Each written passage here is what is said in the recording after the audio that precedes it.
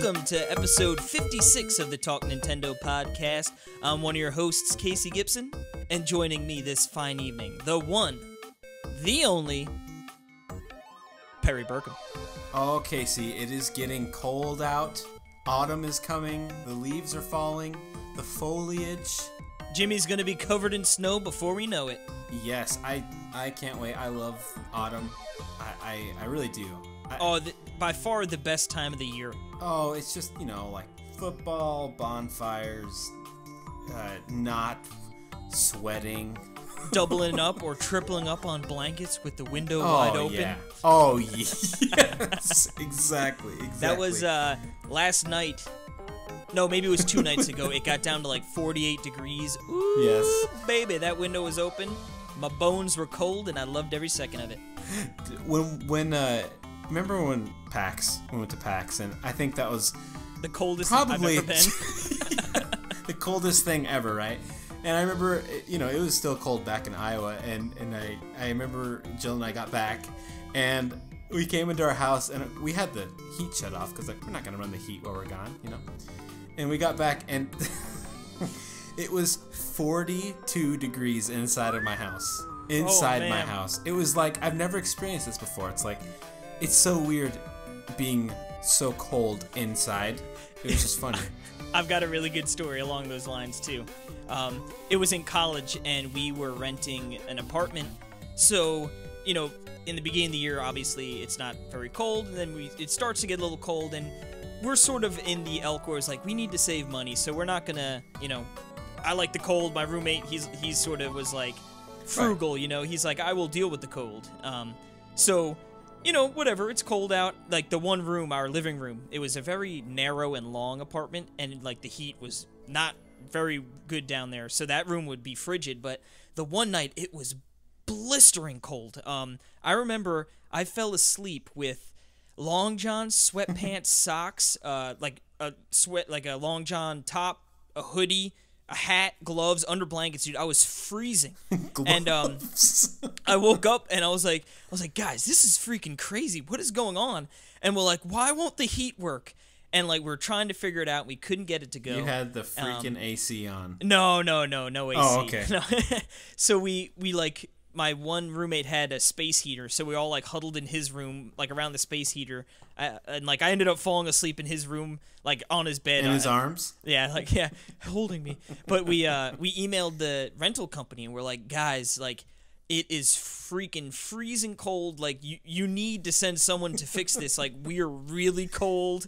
And then in the morning, all of a sudden, we're looking at it again. We're like, man, I can't. Oh my god! And there was a little trap door, and it flipped open, and there was the on button. And all of a sudden, we click it, and all of a sudden you hear and we're like, oh my god! So we had to email the rental company, and we're like, idiots. Never mind, we figured it out. We didn't have it on. Oh man.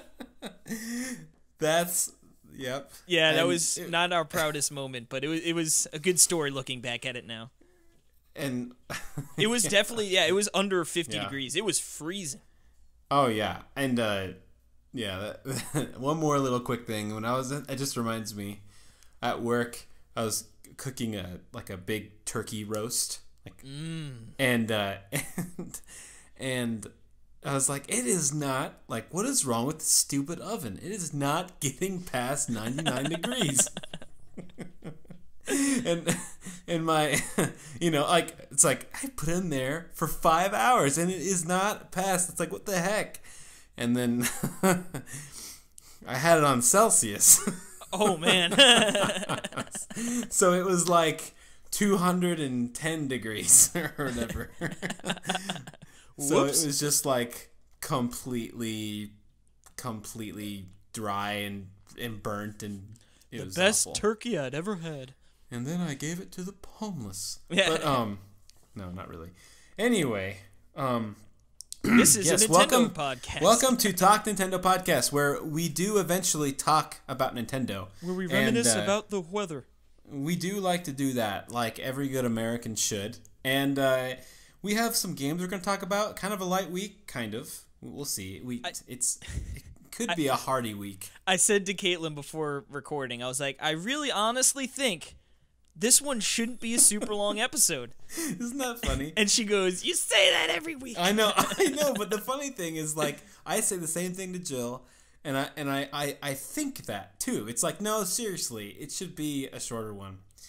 Anyway, but Caitlin texts me. She goes, "What heat? You can see your breath in that house." Because she over here in the college stories. Gotcha. And we got our normal eShop, and the roundup, and then of course the YouTube Saloon, some news, and then our topic of the show is the top 3D Marios list. We're gonna list them.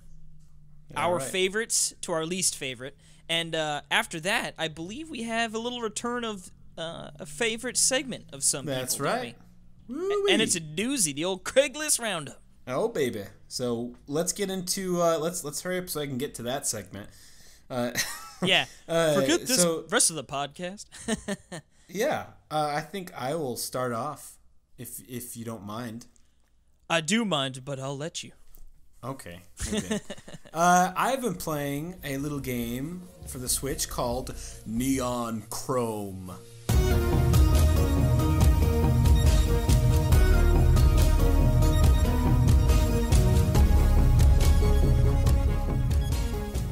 So, do you know anything about Neon Chrome, Casey? I know that it looks really cool.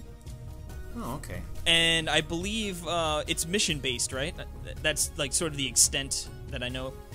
Well, funny thing is, I don't know if it looks really cool, and I don't think it's mission-based. You don't think? No, I'm just kidding. I think it does look cool. No, I'll get into that later. It does look cool. It's a roguelike. It's like a twin-stick shooter roguelike game. All right. And really cool setup. You have a guy. And you can move around, and you are shooting. You're kind of like going through levels of a building, basically, and so each level is, and then like you have to get through. I think I got to like 5 levels, and you get to like the first checkpoint, and then that unlocks like the second door, so that if you die, you can start back there, like on that checkpoint. Okay, that's nice. Yeah, and it's hard. And now this game, when I started it, well, I was like. Okay, so I had to go for a checkup at the doctor, and I was taking a blood test, so I had to fast. I got up at 5 that morning, and the thing was at like 12, so I didn't eat like all morning, and it was awful. And so I was like sitting, and I started this in the weight room there, the waiting room, and I was just like looking at it. I was like, I'm gonna throw up. Like I cannot look at a screen right now, and it wasn't because of the game. It was just like I just cannot learn a new game right now. So, but that kind of soured like the very beginning of the experience. But setting the table, Yeah. But anyway, so I was like, oh, I'll keep on trucking, later. And so it's like, man, this game is like pretty freaking hard, It's kind of like Goner, right? It's kind of how you started Goner. It's like this game is really hard. Like, what's going on? How does it work? And basically, how it works is you'll go through level. You'll be collecting money. All the money that you get, you can keep, and then you can buy upgrades, permanent upgrades to your character. Oh wow! So okay, the whole that's awesome. time you're going to be leveling up certain things. You can level up your health, your damage, your luck. There's a couple more to. Do you get to choose those, or yes, is that yes. Okay? And like for instance, like you can get like up to 100 upgrades of each. Like that's the max of each. So like the beginning, like they cost, I don't know, like $5, and then like by the time you're up to like the 10th upgrade for each one, it's like $1,000. Okay, yeah. So it's sense? easy to it just sort of start off, and then as you go, it's going to require more. Yeah, so it ends up being really balanced because you spend money on the you upgrade everything because it's cheaper, so because you can. But so you know what I mean, like everything is going to be kind of the same level if you if you want, or you can save up and keep leveling up a certain aspect if you want. But it's yeah, but it would almost be more enticing. Like, oh well, this next upgrade's gonna cost me 1,000, but for that same 1,000, I can upgrade the like 4 other things a couple times. Exactly. Yeah, exactly. So, which is really I love that idea. It doesn't like over time. Okay, I would say the game is a lot like Borderlands. In the way of like you're getting loot boxes everywhere, and you are sometimes you find new weapons, and you can like change the weapon, like, and you can see the stats of it, like, okay, this one is a shotgun and it's rated 52 and I have a level 53, but I don't know if I like this gun, so I can switch for the shotgun. It so might the not guns, be as powerful, but play but there's like considerably different style. Yeah, there's submachine guns and shotguns and like laser guns. I mean, they're not all super different. Like, they all just kind of shoot out, but like, the shotgun has a widespread, and now, like there's not any crazy different things yet. Did you find it where you could technically find one gun that you really like, and then you could beat every mission with it, or did you find any missions where it was more like, oh, this mission really favors the use of a shotgun because it's tight quarters and they're close and it just is more efficient? Yeah, I don't know. I really have been using kind of everything, and kind of just because it's like I said, it's not crazy different, so you can kind of use any gun, and it's just kind of very preferential, like on a very, very small note for each one. But the other thing you have, I forgot what they're called, but they're like little upgrades, like upgrade slots. And these are things that you can find during the levels. Now, I think when you start off, you can have 3 upgrade slots, but then that's one of the things you can upgrade. Like you can buy more slots to have. And so, like, for instance, you'll find this thing that says, okay, this, and it's called, something crazy, it's just a weird name, but then it tells you what it does, and it's like, this increases your health by 50%. Sign me up. yeah, exactly. It's like, oh my goodness. And then like one of them is increases melee damage by 200%. It's like, oh my goodness, and then you find these, and then some of them are like get $3,000. It's just immediately get $3,000. Nice bonus. So it's like, okay, well, that doesn't help me on this run, but this will help me in the next run. So now, are those attachments, are they permanent? Like, once you put them in there, they're in there till you switch out another one, or is it only good for that level? It's good for that run. That run, okay. And then once you're done, they go away, and then you can unlock. This is kind of weird, but you can kind of like, as you're going through, you unlock kind of like the heads from Gunner. Okay, you'll unlock them, and then you can buy them from at the beginning and spend money to get them just at. Oh, otherwise, so yeah, if you find like a really good one that is really effective, like that health one, for instance, like, oh, I want to buy that every run because it's going to help me exactly. out. Instead of, like, you can get them for free in the levels. But it's luck based, right? On the draw. Yeah, you get options, but exactly. It's just one of those things where, like, right now, I don't know if I want to spend money because it's like, I don't know if I'm going to get very far. So it's kind of a weird thing. It's kind of a grind in a way, but not really. It's a fun experience. But these little upgrade cogs. They're kind of like the cogs from SteamWorld Dig 2. These little things you can once you have died, then they go back and you can buy more and then upgrade them. And so the game, if does that paint a good picture of what the game is? There's lots of different enemies. For sure. Patterns and stuff, and you can a big part of it is making your way through maps and finding keys. Like, they're not like puzzles to find the keys. It's just like you got to find in there. Someone has a key, so that you have to shoot that squad of people to get to the key, so you can unlock the doors and the rest of the level. How big is any given level? Are you going to be on one level, for 10 minutes, or is it more snappy? No, like, you're going to breeze through this if you don't die in like 2 minutes, but it's just going to be a bunch of them?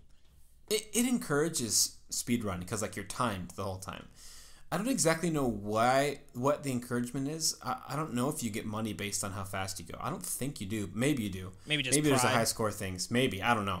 But I think each level can take from anywhere from like a minute and a half to like 5-6 minutes tops. 5 minutes tops probably. So pretty brisk for the most part. Yeah. But that's good. I like that personally. Yeah. I mean, it's not like Goner where like a level's 2 seconds. Have you how many hours have you put into this so far?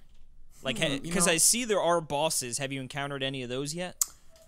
Yeah, I have. In the first, yes, it's like pretty freaky. Like I thought, oh man, this boss is freaking hard, and then it's like, oh my goodness, there's a stage 2 of this boss, and it's like I died, and then I feel like, okay, finally I beat that. Oh my goodness, there's a stage 3, But anyway, you power through it. I mean, like you learn how to avoid stuff, and yeah, it's a cool game. I want to make sure to mention one of the kind of the cool ideas in it is like there's thin and thick walls, and you can shoot through any, like if you shoot it enough, you can shoot through any thin wall. So you're never safe necessarily, or the enemy's never safe. Yeah, both. It's kind of both, exactly. So it's kind of a cool little thing, but yeah, I mean, it kind of reminds me of like the screenshots that I've seen of Mr. Shifty, like that view, but you're not like doing that kind of like. Yeah, the top down. I think you do get bonuses for like doing sneak attacks, like going behind people and doing melee attacks, stuff like that. So now I feel like this would be so much better played on the TV and with a Pro Controller, and I haven't done that yet because I've only been able to play it, on the go. Because your character is really small, and the frame rate, it does not run at like 60. I think it runs at 30, and it might even get a little choppy sometimes, but it's not like nothing like bad. Like it won't ruin anything. Yeah, it doesn't take away necessarily. Yeah. No, I mean it might take away a little, but it doesn't ruin it. So I feel like the graphics would look way better on a TV screen, and it just would look. I want to play it on my projector. That's what I want to do. Well, what are you waiting for? I know. Be right back. But I really, really do like the game, and I think it's cool. It's just kind of like, I don't know. It's just kind of like Goner, but with a shooter instead of a platformer. Like. Yeah, if you can consider it, if you can compare it to Goner, that seems like it'd be a very good thing. Yeah. I mean, and I feel like there's room for some groundbreaking things to happen, like the scythe, I feel like that could happen. You know what I mean? Dude, that was so game-changing. Like, unbelievable. I know. I remember that. That was awesome. But anyway, that's Neon Chrome. I recommend it very much so, especially if you like roguelikes or shooters on the eShop. I forgot whose review. It must have been Justin's review.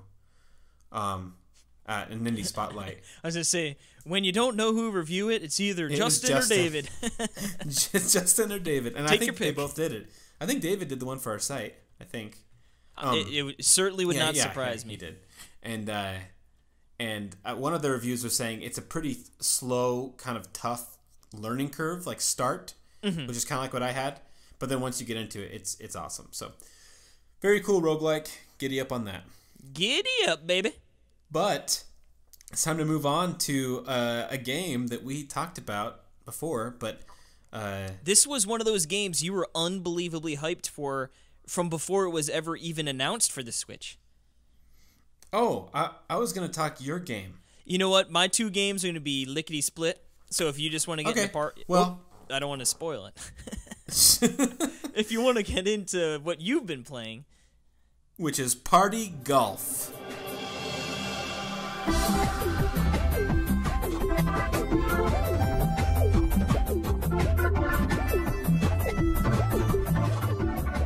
Ooh-wee. Pretty much the only reason it came to the Switch was thanks to you, I believe, right? Oh, for sure. Yeah, so this was another game that we played at PAX. I know we've mentioned this a bunch before, but there was Slime Son and Party Golf. And it was so funny. That they I don't both know came what kind of crazy influence Talk Nintendo Podcast has on games coming, but those are the 2 games that we both said at our PAX show that these are we'd love to have on Switch, like that we talked about, that we played. We're not saying we have that influence, but we're saying we have that kind of influence, you know? Right, exactly. So, this is it's called Party Golf, and it's exactly that. It's a party game with a golf, idea. But I mean, it's very like it doesn't look like golf, right? Well, there's like a slogan. I don't know if it's the official slogan that I hear, but it's like less golf, more party. I like that. Yeah. Now, okay, so we're walking through packs. Me, you, Randy, Jill, Caitlin. Or maybe this is when like they were off. I feel like it was me and you and. You know what? I didn't even play it. And Jill. Okay, so you were checking out something else. Like I definitely. It was Jill and Randy. That's what it was. Yeah, I saw you guys playing it, and like I saw like what it's about, But I believe I might have been doing the VR thing when you guys were playing this, but yeah, it looks like so much fun. Okay, so we're walking through, and this guy named Ian, this Australian guy, he goes, "Hey, you want to play my game?" Like exactly like that, and I'm like, "Sure." Can't say no to that. I mean, he was like the salesman of all salesmen, but in a funny, like he knew he was just being funny, and he's like, "You two." I seriously, I don't know why I remember this, but I'm pretty sure he's like, "You guys look like people. You want to play a game?" I think he said. But anyway, I like that, he hands us these PS4 controllers, and we start playing, and he's giving us the elevator pitch. Before. Yeah, there you go. And he's showing us through the game, and it's so simple. So it's a side-scrolling golf game, and it's just a frantic game where you're all playing to get to the golf hole first. To the whatever, is it golf hole? Is that what you call it? The hole, yeah. The hole, yeah. So so it's procedurally generated, each level, and so it's played with literally the analog stick and the A button, and that's it. So you think like, I was thinking perfect Joy-Cons, you know what I mean? That's what we were telling him. I was like, you got to get this on Switch because it's like perfect for split off Joy-Cons. So you pull it back, or no, you aim it, and it's very analog based, where it's like the further you push the analog stick, the farther it'll go. Then you press and you can pick it, and there's a little arch, and then you can shoot it, and you're shooting this ball, and then it lands, and then you keep changing your angle and trying to get it, and going kind of like on platforms and stuff, and getting it through, going through all the physics and trying to land in the hole first. Okay. And this is all simultaneous, right? Simultaneous with 3 other people. And I know there's a way. I haven't figured out. I just got it today. I know there's a way to do 8 people. I'm pretty sure. Now, this dude, that would be insane. 8 people. Well, you haven't even heard how insane this is, because that is just the tip, like literally the tip of the iceberg. Like seriously, because this game, I don't know if I've seen a more customizable game in my whole life. And I am serious. It is crazy. Okay, you can play like a billion different combinations of modes and rules and stuff. Like, I haven't even got, because I've just kind of been playing the normal stuff. But like, for instance, you can do settings like mines. Like there'll be mines will show up, and if you can explode, and then you have to start from the beginning. Or like you can literally just, like, one of them is like junk is falling from the sky, and it can just hit you. And like, so you have to be careful. Other stuff like you can change if the walls, like the edge of the screen, if you go off the screen you'll die, or they'll bouncy, or if you hit the screen you ricochet. Or one of them is even if you hit the screen, if you hit the outside of the screen, it will drop you randomly from up top. Anywhere on the screen, it'll just drop you. I see one of the, while you're playing. On the trailer here, it looks like they have bombs on the one, and they're everywhere. So it's like there's no way to get to the hole unless if you're, blowing up these bombs. So it's just like everyone's ball just literally ricocheting and blowing up off these things and going all over the screen. It looks It looks like Exactly. It sort of reminds me of like the Smash Brothers of golf. You know what I mean? Like it's just crazy, hectic. That is, yeah, yes, like you exactly. said, customizable. Like this game looks Exactly. like a blast. I mean, no, it is. It's so much. It's so cool. I mean, I can't even like. Okay, like just for instance, 1, 2, 3, 4, 5, 6, 7, 8, 9, 10, 11, 12, 13, 14. There's like 25. Like in just a quick count, 25 different, literally different categories, and each of those categories is filled up of from like 3 to like 20 different things that you can put on the thing. Like, do you understand what I'm saying? Like, that's a whole there are lot of literally like variables. 25 by like 20, like of things. Like, it's insane. You can change how they score. You can change how the terrain looks. You can. It's crazy. Like where the tees are. Race to the middle. It's crazy. Like it really is. It's like I don't even know how they can think of all these things, but it's really cool. The weird thing is, this is what's boggling my mind, and I'm going to try to figure this out, but as far as I can tell right now, you cannot play with the single Joy-Con. Really? That seems like that would have, like, that would be the selling point. I am trying to figure this out, but from now, I tried unhooking and just controlling with one Joy-Con, and it just doesn't recognize. Like, it'll recognize the one Joy-Con. Like, you know how you can go to out to the main menu and change your controllers to one. Like, that's how you do it to do multiplayer in the Neo Geo games. Yep. Yeah, I do that, and I can control it into the game. But then it's just like, even if I only have one Joy-Con registered as my controller, it'll just take it as whatever that Joy-Con is, as the left or right side, and it won't do anything. Like, it will not take it, and it's like. This doesn't make any sense. I looked at, there's nothing in the settings yet. I don't know what's going on, but this is a huge problem for the, well, it's not so much a problem as it is like a huge missed opportunity. Yeah, I was going to say, it doesn't sound like it's a problem, but yeah, but like you said, a missed opportunity because... Well, it kind of is a problem when like if you're going to work or you're going somewhere or like kids playing in the back of the car, I mean anything, and you have to have another controller. Yeah, that I wonder. I know you should email them and be like, and ask, like, is this coming? Because if not, I almost hate to say it right now because there could very well be some option that I haven't seen, but I'm, for now, I mean, if there is an option, it's extremely hard to find. So, so I could see maybe. I don't know. Personally, I would definitely contact them and just be like, hey, is there an option? And if not, like, is there going to be one day one? Hey guys, Perry here, editing, and I did email the developer of Party Golf, and there is a way to use a single Joy-Con for the game, so you can play it on the go. It's kind of weird, but you just have to press the plus button on the main menu, and then it will split each controller up into two, and you can actually use a pro controller as well. Like you can literally like hold both sides and do it. So it's kind of crazy. So but yes, you can use just one Joy-Con. I just wanted to put that in there. Now you said local play. There is online play though, right? Online play? I don't believe so. Not on Party Golf. I don't believe so. I'm looking here. No, but there is so much gameplay though. I mean, that you can do quick games. There's tons of game modes already like made.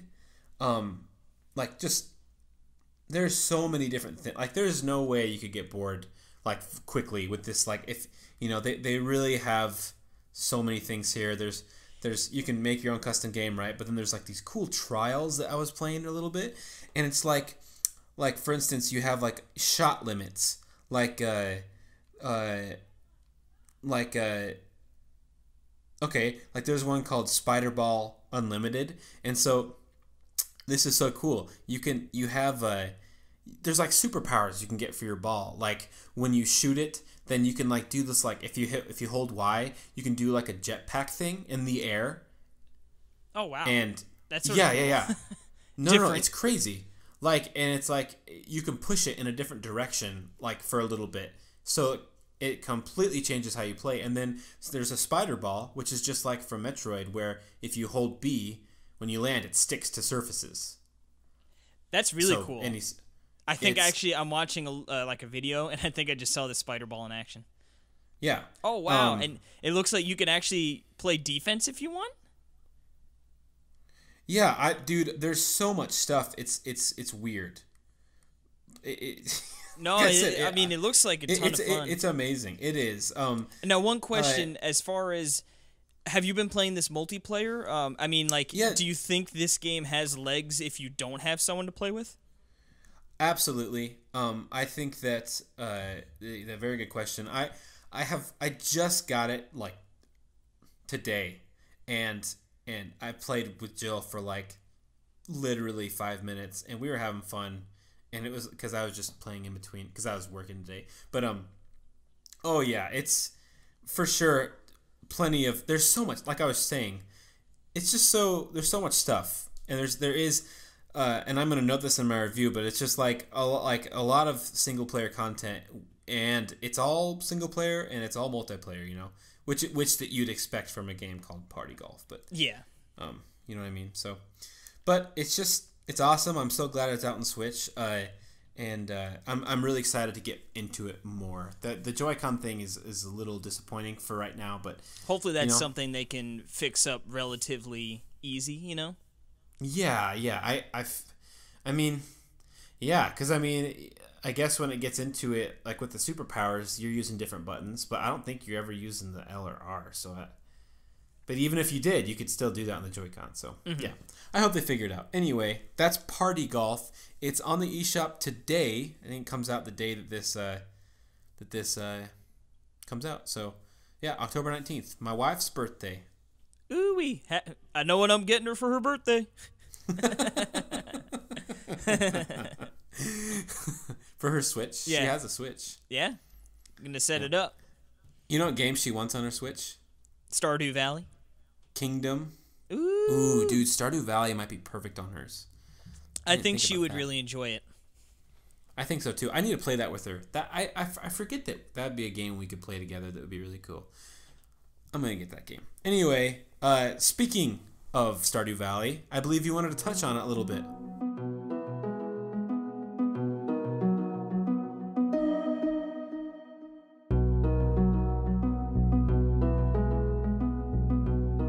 Yeah, so for this week, you know, pretty light week for me gaming-wise. You know, Mario, we're on the brink of Mario, so I'm trying not to spend too much money on any new games. So I've sort of been playing what I've got. You know, that coupled with the fact that Stardew Valley sort of has, you know, has its talons in me a little bit. So I've been playing more of that game. And, I mean, just to sort of reiterate what I said last week, I'm having a lot of fun with it. I'm just ending, you know, coming to the end of summer, so I'm going to be moving into fall, and then, you know, obviously eventually winter. I'm sort of excited to see what that is, because I know, you know, like, it's tougher, you know, with your animals. You got to make sure that, you know, they're warm and they got enough food and all that stuff. But, essentially, yeah, I mean, I forget exactly where I touched off on last week as far as on the podcast, but it's just a game that sort of gives you, like, mini milestones, and then when you get to that, you just want to... it unlocks 3 new things you can do, and then you can sort of pick one of them, and then you go do that. So, for instance, you know, I've pretty much got to the point where I've got a decent amount of money. You know, I can afford to do upgrades, I can afford to buy, like, a ton of crops, and really start, you know, as they say, you gotta spend money to make money. But now that I've got the money, you know what I mean? It's like I could afford, like, an unbelievable amount of plants that I can, you know, plant, harvest, and make more money. I can afford an unbelievable amount of plants. I can. Casey Gibson, 2017. And not the illegal kinds. But the thing is, when you water your plants, you know, you're using your energy, and, you know, going one by one with your watering can, it's not really... you know, efficient use of your time and energy, you know? So I was like, all right, there's got to be a more efficient way. So I found, there's a sprinkler. Perfect. Like, I can make those, and that'll help me. And this sprinkler was sort of poopy. It's like, you put it down, and it shoots, you know, pretty much the game is, like, grid-based, you know what I mean, as far as, like, when you're planting and stuff. So...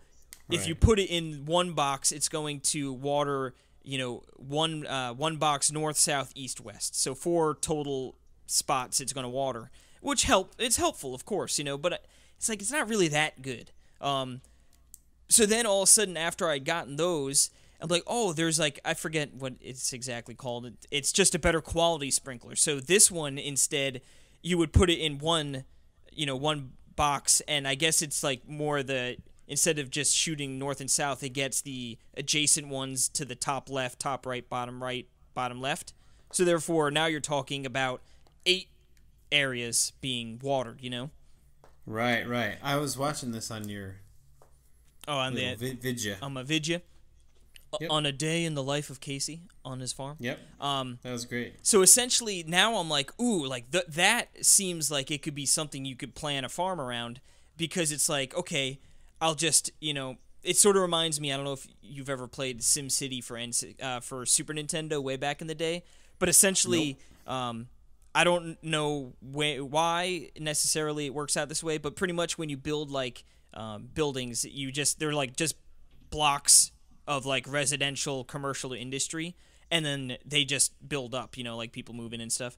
So pretty much what you do is you do it in a donut formation, which would be essentially in a 9-box grid. It would be all of them but the center box.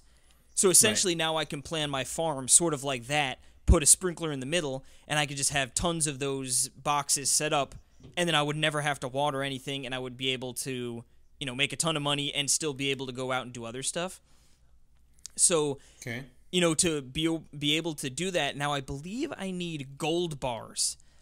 So it's like, okay, like essentially I went down, I needed iron for the first sprinkler. So I like made my way down in the mines, worked there, got to the point where now I can farm iron relatively easily, because as you go in the mines, every 5 levels of the mine is like a checkpoint for your elevator.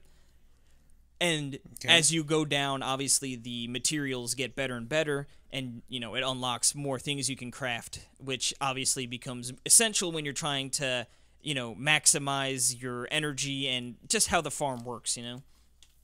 So Right. I accomplished the first goal of getting down there and make the sprinklers, but then I quickly realized, like, okay, now I need to push further, because I want to make those really good ones, and then I could really, I feel like with those I would actually be able to really plan out and effectively grow and make a ton of money and continue to upgrade, because one of my things was, I was like, I have enough materials to either upgrade my house, make a barn, or make my coop bigger and get more chickens and stuff that way.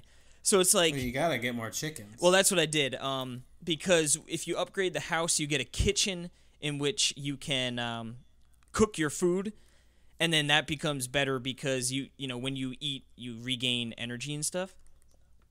Okay. So essentially, you could do more stuff in a day if you have the food, which you could purchase from town, but it's expensive. So it's all about, you could pretty much buy anything. Like I could go buy a bunch of gold and make gold bars, but it's like stupid expensive and not cost efficient, So it's like it's Right. always there to sort of like, you could take the easy way out, but it's going to cost you, So it's like, no, I'm not doing that. I want to. So is it the easy way?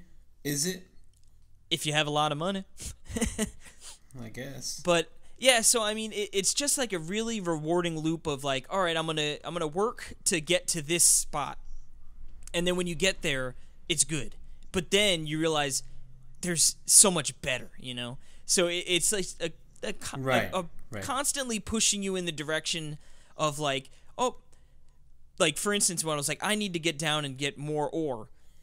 This pickaxe sucks, so let me upgrade the pickaxe. Now I've got a better pickaxe, which I can mine things quicker and use less energy, And now I need to work to get that even better to keep pushing deeper in the mines. So it just, everything sort of comes back to, like, comes together very nicely, How it pushes you forward, like, oh, you get to the point where it's like, oh, this is getting a little tough. Well, I can take care of that by upgrading this. How do I upgrade this? Oh, I need to go over here and do some things over here.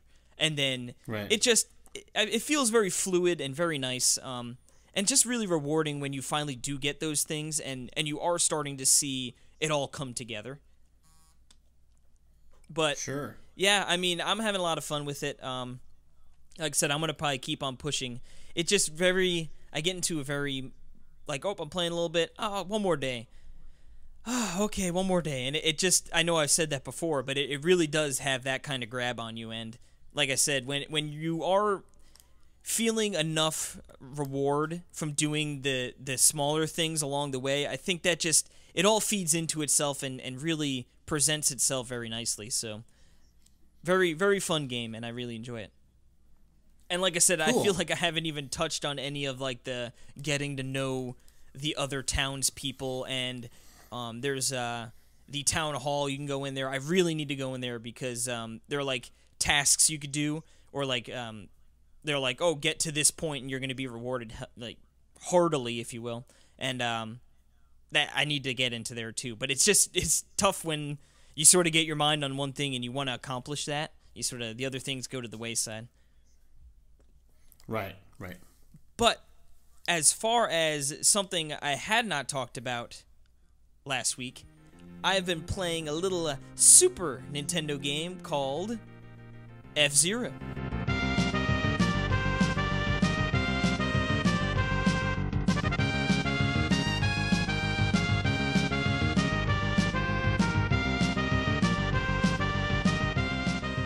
F-Zero, I love that game. Yes, it's a goodie. I actually, spoiler alert, I did a mini play for it, so you could probably catch that in the coming weeks over on the old YouTube. But as far as F-Zero goes, so you've played this version? The Super Nintendo Classic version?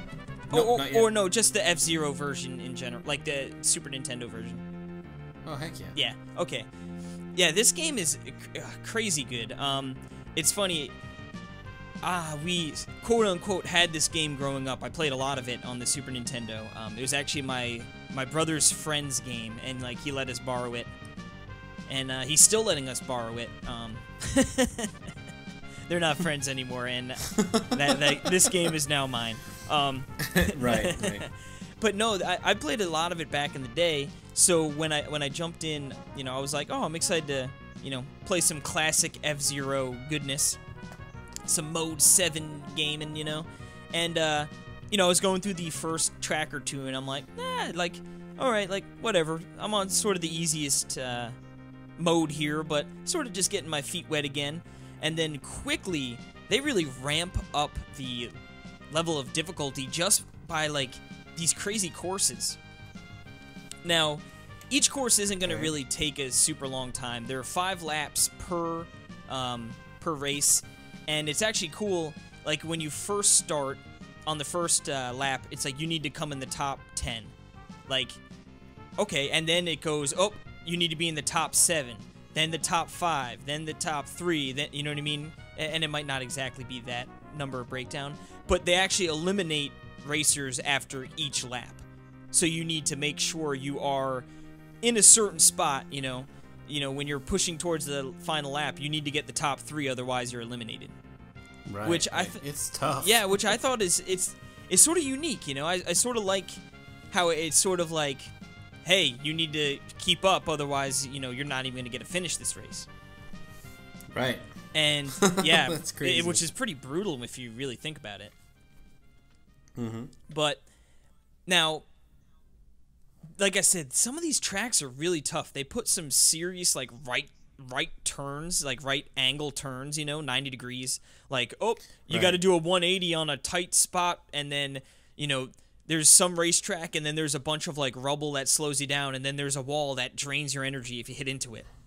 So it's like, Jesus, this game's pretty punishing, and I was playing on the easier, I don't know if it was the beginner level or just your standard one, but it goes up to expert and master, and, like, whoo-wee. Dude, that would be a good challenge. We should try F-Zero. Some, like, time trials? Yeah, something like that. Yeah, that'd be great. That would be really cool. Yeah, we gotta do that. Get my butt kicked. But, oh, no, I'm not good at it. Yeah, you say that about all of them. Yeah, right. Dude, you're the fast, crazy guy. The fast... Fast racing? Fast RMX. Yeah. You're crazy at that, so. Yeah. Well, what's cool about this one is as later installments in the F-Zero franchise will have it, you sort of play that balancing act of like, my shield is also my power, my boost button. So you play that sort of fine line of how far do I push the boost, while jeopardizing the integrity of my shield, So this game does not do that. This game just gives you a boost for every lap that you finish, and you could store up to 3 of them at a time. So it's a little different. I think it probably would be, I'm assuming, sort of difficult to program in the newer style of that your power and your boost is sort of linked together, I don't know if that would have been difficult to achieve on the Super Nintendo, but no, I mean, this game's really fun. There are, I think there's 5 races per cup as well, and because I remember, obviously our mini plays, you usually try and keep them like 10 to 15, and I was like, oh, okay, like, oh, last race here, and they just kept like being more races, and I was like, dang. But yeah, I mean, this game's super fun. If you haven't played it and you do have the SNES Classics, definitely worth a shot. I believe you can get it on Virtual Console as well, right? Yep, it was one of the 30-cent games. Yeah, so on Wii U. Oh, perfect. Yeah, so, yeah. I mean, it's not 30 cents now, but I'm sure it's on 3DS too. Yeah, Virtual Console service on the Wii, the Wii U, and on the new 3DS. So cool, and on SNES and then the Classic. Classic, yeah. So I mean, if you are interested at all in this in F-Zero, if you'd maybe played some of the newer ones but hadn't gone back to the roots, definitely worth checking out. It's different than the other ones, but still a lot of fun. Fun fact: apparently, Super Mario Kart was originally planned as F-Zero 2. Oh, really? Yeah. And then they're like, let's make it way slippier. Yeah. Yeah. Yep. Anyway, well, thank you for talking about those games, Casey. Stardew Valley and F-Zero. I always want to put something after it, but nope, it's just F-Zero. Yeah, no, I looked too. I was like, does it have a surname? Yeah, no, super fun, man. Good old Super Nintendo. Yep, it's a good system. Speaking of a good system, let's take a little break, and when we come back, we're going to run over everything that has come up on the eShop. You might say we are going to round them up. And you might see a return of one of everyone's favorite consoles of all time. It's the Wii U, guys. Oh, okay.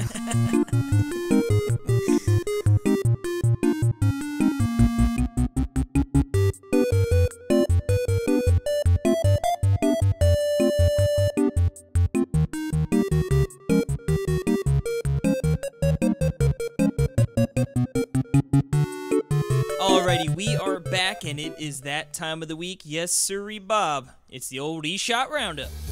The eShop Roundup. Yeehaw. Yeah, and what better way to start off the eShop Roundup with the Wii U eShop downloads. We back, baby. We back.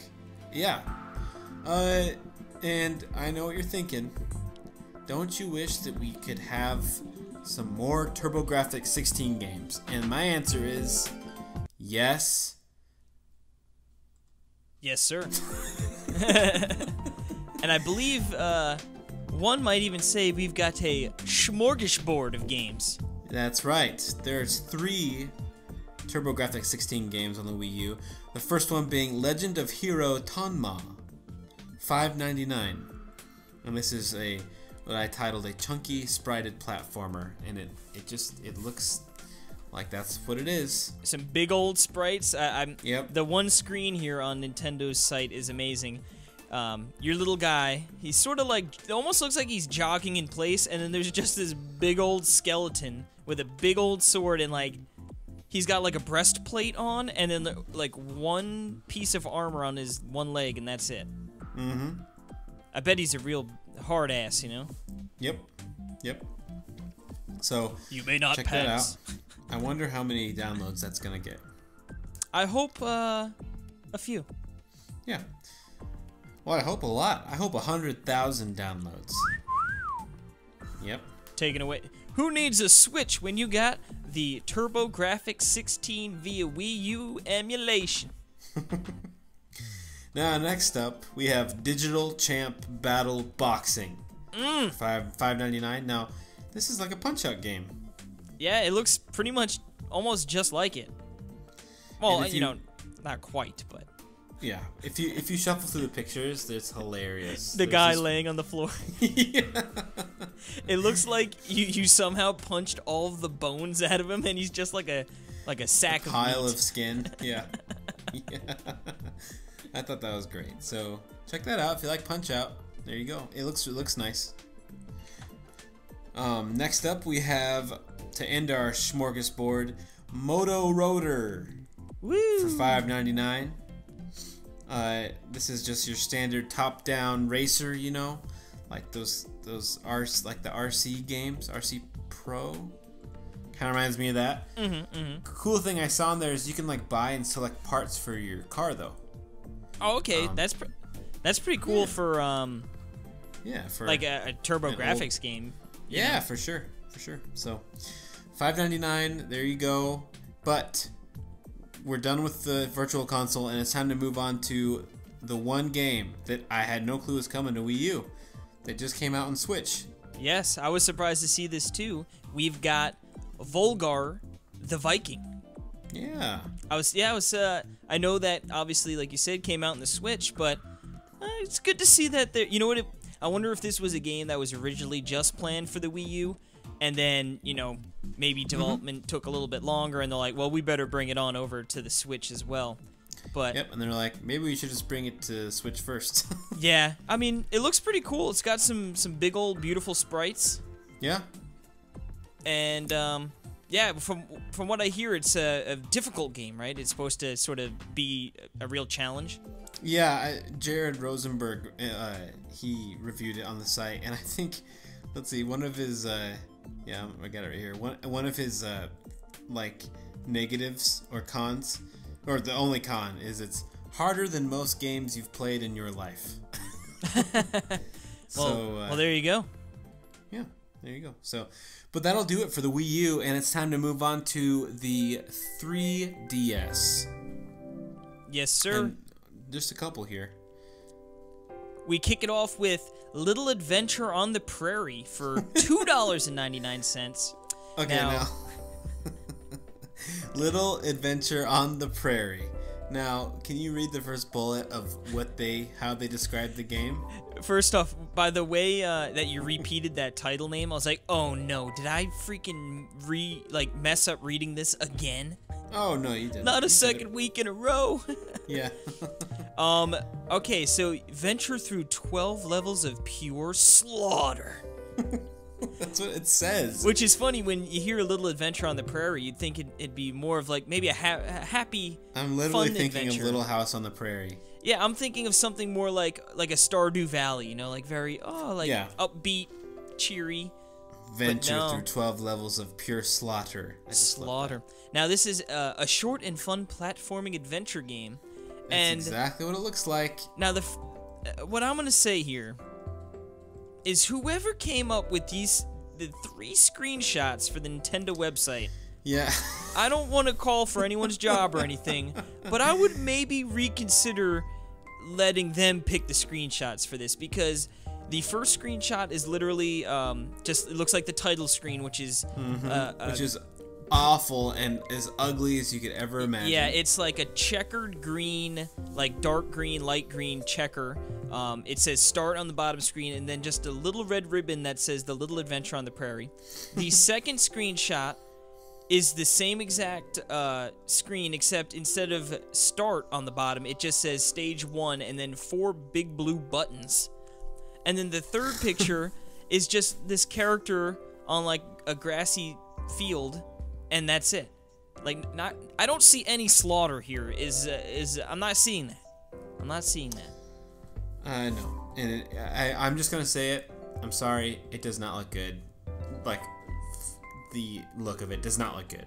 I just think it looks super compressed, and so it might play fun, but yeah, they're not doing a good job of of getting it out there, yeah, making it look appealing to the people, you know. Right. Now, you might not know it, but I figured this is retail. A brand new retail game came out for the 3DS. Oh, it's a biggie one too. Yeah, that is Etrian Odyssey 5: Beyond the Myth for $39.99. Now, you've played Etrian Odyssey, right? Or no? Yes. All right. Okay. So I've played 2 Etrian Odyssey games. One's not an Etrian Odyssey game. It's Persona Q, which is essentially it's like Etrian Odyssey wrapped in Persona clothing, you know. Yeah. And I really love that game. It was so much fun, and I loved it. Did you beat it? Yeah, and it was like 70 hours. It was like insane how many. Yeah. And it was one of those games when I look back at how many hours I played, I was like, I feel like I barely I remember playing that game, and I don't ever once remember thinking like, oh wow, this is really long. I wonder when it's over, you know.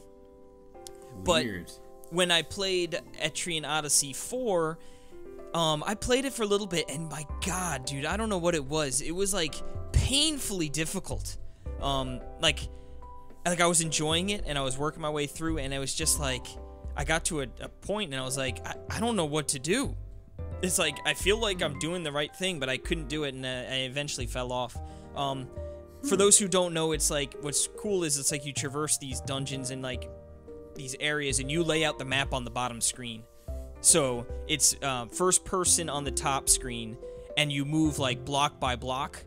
And on the bottom screen, you can you map, you draw the walls, you can mark where enemies are, where, you know, oh, this chest I can't open, but I want to come back here, you know. So I really like that element of it. It's first person on the top screen? Yeah. So it's like dungeon crawling first person. Is it like polygonal? I believe so. It's like, I don't know 5, what the newest one looks like. Is it like stagnant things on the screen? Is it just, or are they moving around, and can you freely move? You move, so when you move one block, say there's an enemy in front of you, he would move, there are enemies that can move 2 blocks per turn, or, you know, however distance they do, but essentially, if you move, they would make a move, and then it'd be like, if they block an area and you don't want to fight them, it's like, oop, I gotta turn around and then work my way the other way, you know what I mean? Yeah. But yeah, it is polygonal, the enemies, you see them come up to you, but, and then you, get into, a battle with them. Gotcha. But what I don't like, at least about 4, was you made your party. In RPGs, I like when they make the characters, you know. I don't want to personally make my own team. I want you guys to have made a story with characters that I can care about, you know, not oh, that's just oh, you could pick a couple of these different avatars and you can give them a name and their class, you know. Yeah. That's generally not my cup of tea, but yeah. Me either. Zach Miller, I believe, wrote the review for Nintendo World Report. Yes. So check that out. He gave a good score. Yes, sir. It's 3DS. Now, speaking of 3DS, it's time to switch over to the Switch download, and the first one we have is 88 Heroes 98 Heroes Edition. What a name. That's a great name. This is for the quite expensive price of $29.95. Not messing around. Yeah, I've heard mixed reviews on this game. I think David did the review. It's a safe bet. But yeah, I remember not hearing good things about it. But I thought the pixel art looked really nice and cool. Mm-hmm. But yeah, it looks nice. Yeah, I've heard. I think the idea is once you die, you move on. Oh yeah, now I remember. Every time you die, you have a new hero. And then once you run out of heroes, though, I think you just keep on that last hero. Every time you die, it's like a game over, but you just keep going on that last hero or something. It's weird. Yeah, interesting. I don't know. It personally didn't really interest me too much, but no, maybe on a huge sale, you know. But faux free. Yeah. Probably not even then. But Yeah, me either. But it wouldn't be a week. You beat me to it, you dog. I was trying to. Go ahead. It wouldn't be an episode of Talk Nintendo podcast if you didn't have a hearty news section and a Neo Geo release for the Nintendo Switch. And this week we've got the King of Fighters, which I feel like has already been released 5 times for the Switch. But here's another one coming in at that price that you all know and love, $7.99. More fighting action on the Neo Geo. What more could you hope for? I love that price. Yeah. I hate when it's anything other than. Yeah. Yep. The King of Fighters. It's like it's such a stereotype. That what you just said. It's like I really thought that game had released seriously like 5 times, but probably because it was 2, 3, 4, 5, and 6 that had released before it. But anyway. But it like 3 came out, then 2, then 5, then 4, then 1. It's like okay. Yep. Now next up we have Square Boy versus Bullies Arena Edition. Now this is $4.99. This is like a beat 'em up game, and you can download a free version on your phone. And I did that because I wanted to see it because I like the pixel art and the character design's pretty funny. Yeah, you just like this like they look like little thing. like blocks of tofu. Yeah, yep, there you go. And it's just funny, but I don't know if it was just because of other reasons, but I tell you what, I started playing this twice. The first time I played it, I got like a headache and had to stop playing and went to bed. Jeez. It was like so boring. Oh, okay. But I think it's because I don't know what, but then I was like, okay, I might have been really tired that day, and it just wasn't, and on my stupid phone and touchscreen controls are awful. And then I tried to play it again, and the same exact thing happened. Oh, man. So, this game might be cursed or something, but I don't know. But I definitely would rather prefer on Switch for sure with the real controls instead of like it kind of emulates Game Boy controls on the phone.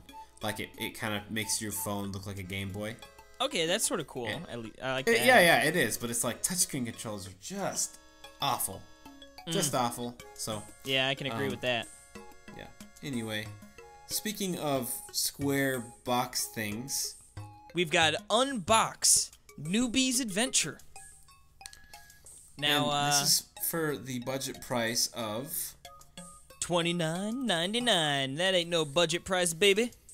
Nope. Now, is this a retail game?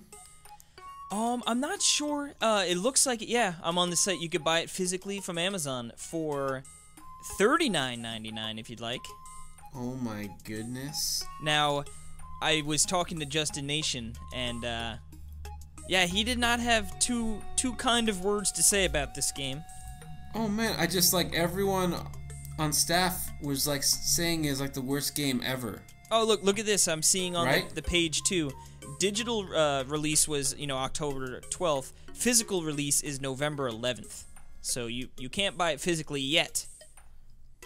But you can. Yeah, I don't know. Like you said, the screenshots, like it looks very colorful and sort of cool, but yeah, I don't know. I haven't heard very good things, and yeah, I don't know. Seems like one I would probably end up skipping, especially at such a huge price.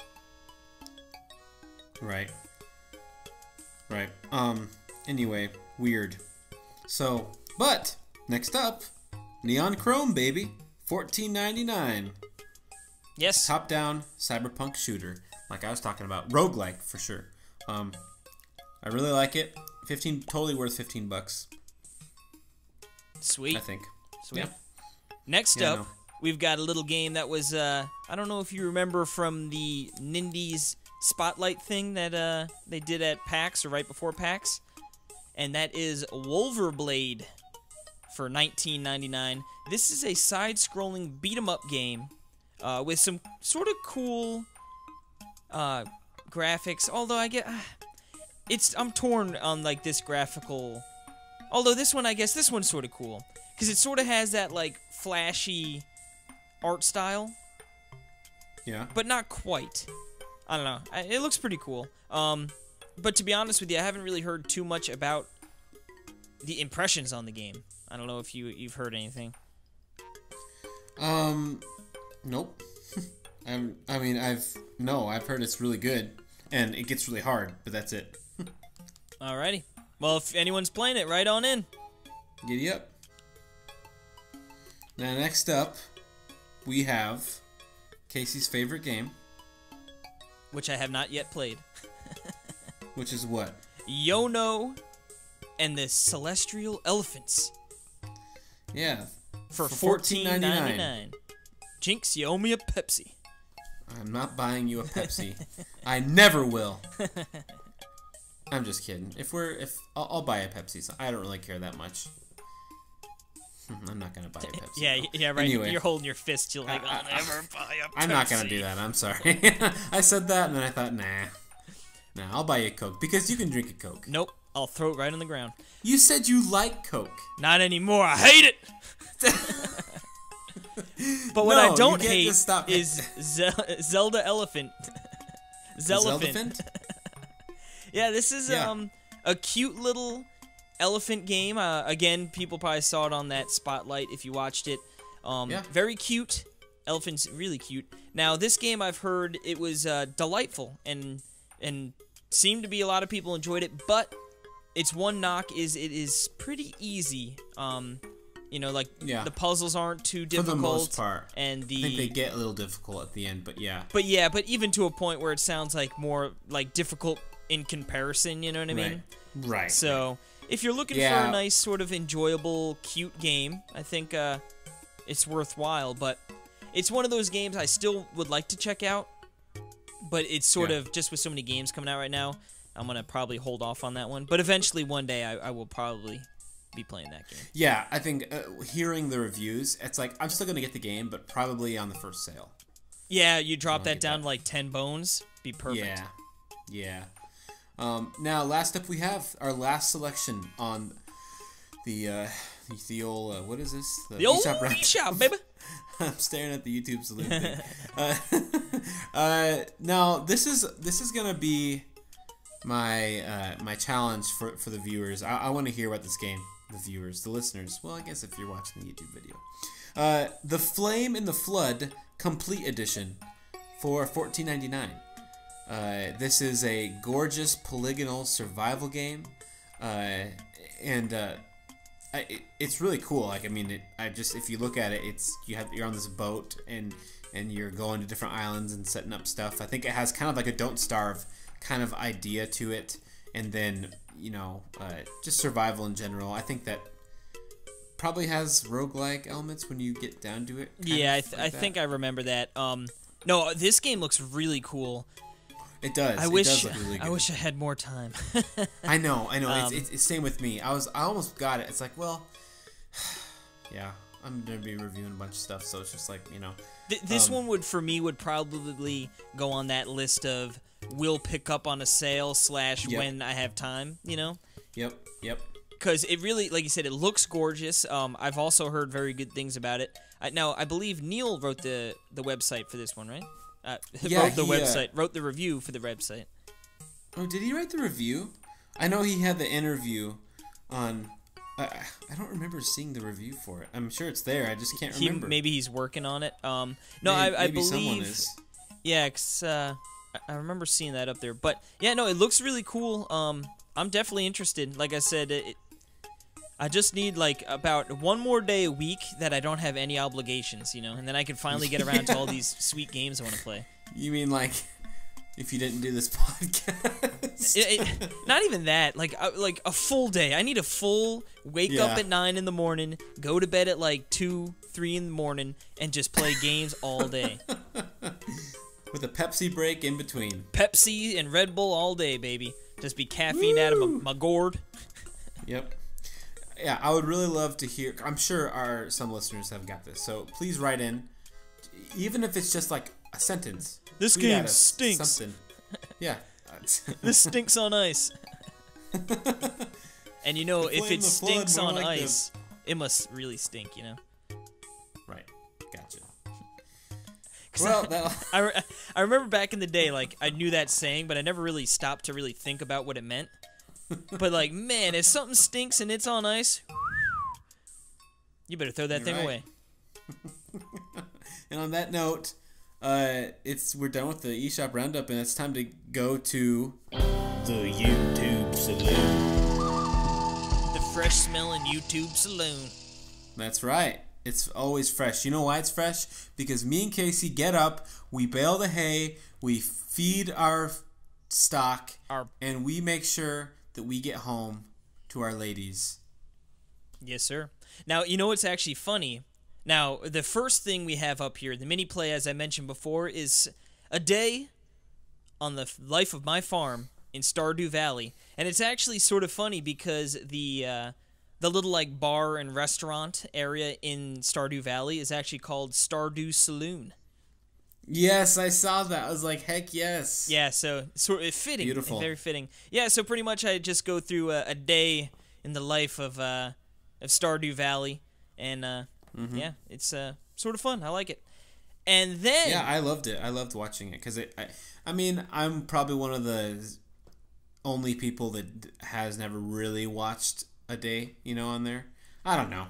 Yeah, maybe a lot of other people haven't seen it. I think it gave a good representation of sort of what an average day might consist of, There's so much. So, like it just, you showed off all the systems and like you're discovering stuff on the same spot. But yeah, I like to see like the fishing and all that jazz. There's so much stuff. Yeah, super fun, man. But, yeah. And then our challenge this week was Mario Kart 8 Deluxe 200cc. Yeah, we which was wrapped so it much up, fun. Baby. I just can't say how much I loved doing those Mario Kart challenges. I loved that game. Yeah, that was a nice throwback to get back in there and just have some fun. I mean, we played quite a bit, and man, that game's awesome. Right. It was awesome on the Wii U, and it's awesome on the Switch. That's right. And that'll do it for the YouTube Saloon. The YouTube Saloon. Piece of crap. I like it. Alrighty, and it is time for the old... News Talk with Casey Gibson. The old news talk. Okay. Now, I don't want to set expectations too high, but we have got ourselves a hearty helping of some Nintendo news, and we kick it off. There are potatoes. There is beef chunks. And there's a whole side of peas. And I believe some breaking news during this recording that came out, which is pretty incredible. So yeah, we've got that for the very end. Woo. To wrap us up here. But let's get into... Which is obviously old news by now, but anyway. Yeah. Let's get into some sports news. The NBA season just started up last night as of recording. Earlier this week, when you're listening to it, most likely. And during that, they actually debuted the NBA 2K Switch commercials on opening night. So I thought that was pretty cool. Now, I shouldn't say they debuted it. They very well could have played these earlier. But it was highlighted, and I saw like the end screen where they showed, the versions of the games, and they showed that big old beautiful Switch in the dock right next to it. Pretty cool stuff. So it's good to see. I mean, that was probably That is really cool. That was probably more 2K than Nintendo, but I mean, they could have still though, like they could have very well just been like, "Hey, here's NBA 2K's out," and like, yeah, it's for these systems. But it was cool that they highlighted the Switch in there. Super cool. Probably because they went to so much work to get that version too. And that system, baby. And it's the best system of all time. But yeah, that's really cool. This next bit of news is awesome, and that is Redbox, the blockbuster killer, now carries Switch games. Now, that's awesome. I mean, I think that is it like $2 a day or $1.50? It's either $1.50 or $2. I forget exactly. To be honest with you, I think DVDs are $1 and Blu-rays are $1.50 and games are $2. I think. I was gonna say I've rented one game from Redbox in my life. I have rented 2. It was Soul Calibur 5, I think. Because I remember, because we really, like, my roommates and I in college played a ton of Soul Calibur 4, and it was, like, the most incredible thing ever, you know? So it was like, oh, new Soul Calibur, and it was a letdown. But good thing I didn't pay a ton of money on it. Yeah. Now, I want to say... video games are $2 a day. I want to say that the 2 times I have rented one, you rent... A lot of times you can just go there, and it'll be like, you want to add a free game? That's what I did both times. I was like, heck yeah! Like, and I tried out some games. I remember I tried out Tony Hawk's Pro Skater 5, which was just hilariously bad, and then Transformers Devastation, and I just remember getting it for Xbox One, because it's like, hey, it's free, you know, and like, why not? And it was fun doing it. So I'm just saying, look forward to that. I envision you playing like not even an hour, like literally like half hour, and be like, I'm going back to the store right this second. Yeah, just to return it, you know? I think I did. But yeah, no, that's pretty cool. I could see myself taking advantage of that with like all these other, like LA Noire, like games like that where it's like, I want to play it, but I don't know if I really want to spend all that money on it, and then like playing it for a little bit, and then just for like a day, you know, and then just to give me an idea if I want to, you know, sort of take the plunge. Right. But, yeah, great stuff. Now, what was cool that happened this week, an interview was posted by Bethesda and id Software, the guys who make Doom. And, you know, they were talking about Doom and how they were making it and how they're optimizing it for the Switch and all that jazz. You know, the one guy was like, I didn't have a PC. So my first time playing Doom was actually Doom 64, so for him it was sort of cool to see, like, you know, it started for me on a Nintendo console, now we're bringing Doom back to Nintendo. And at the very end of the little interview, it's about 6 minutes, if you are interested, I think it's a good watch, but they gave us a release date, and it is coming out November 10th. Unbelievable. So soon. Yeah, that is. It's like a few weeks. Yeah, I mean, just bonkers, and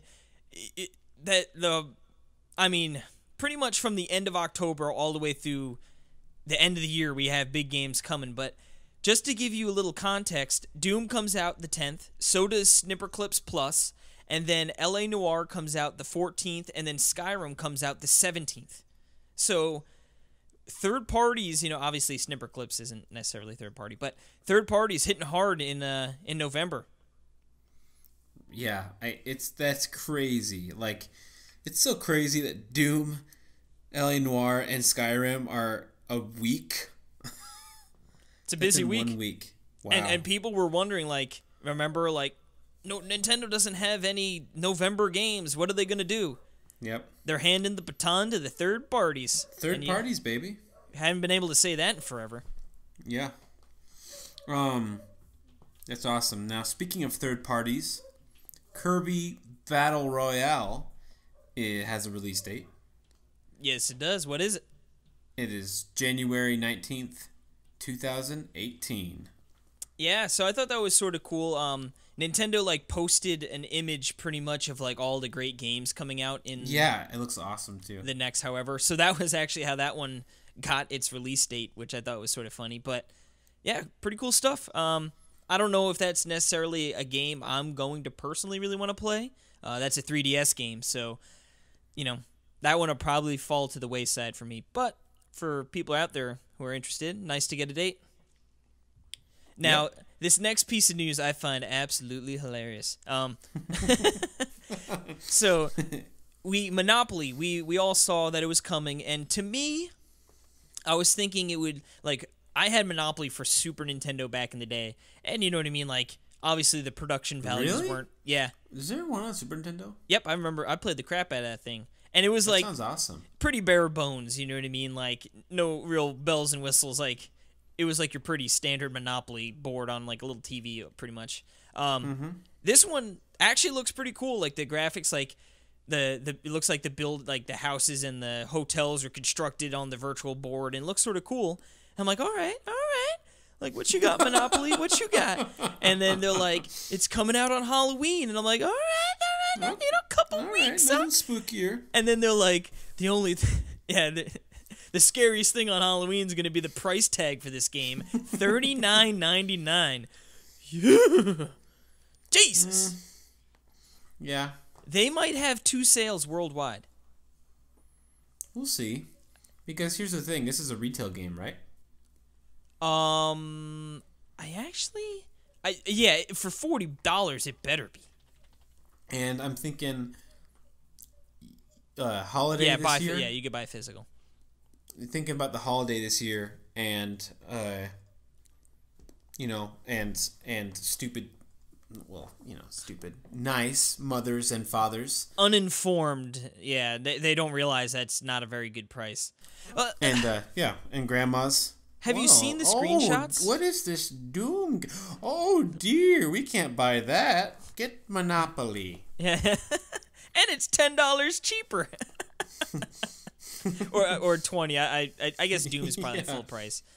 Yeah, exactly. But no, I mean, like I said, I'm looking at the screens and it actually looks like cool. I really like the presentation. And honestly, like I could see, like I like Monopoly personally. But for $40, honestly, I think like 15 would have been a sweet spot. But like $20, like the cost of like if you wanted to go out and buy the board, is probably $20. That's how much it should be. $40, little cray or 50 cents at a garage sale or thrift store. But yeah, that's true. Yeah, but I mean, I think it is.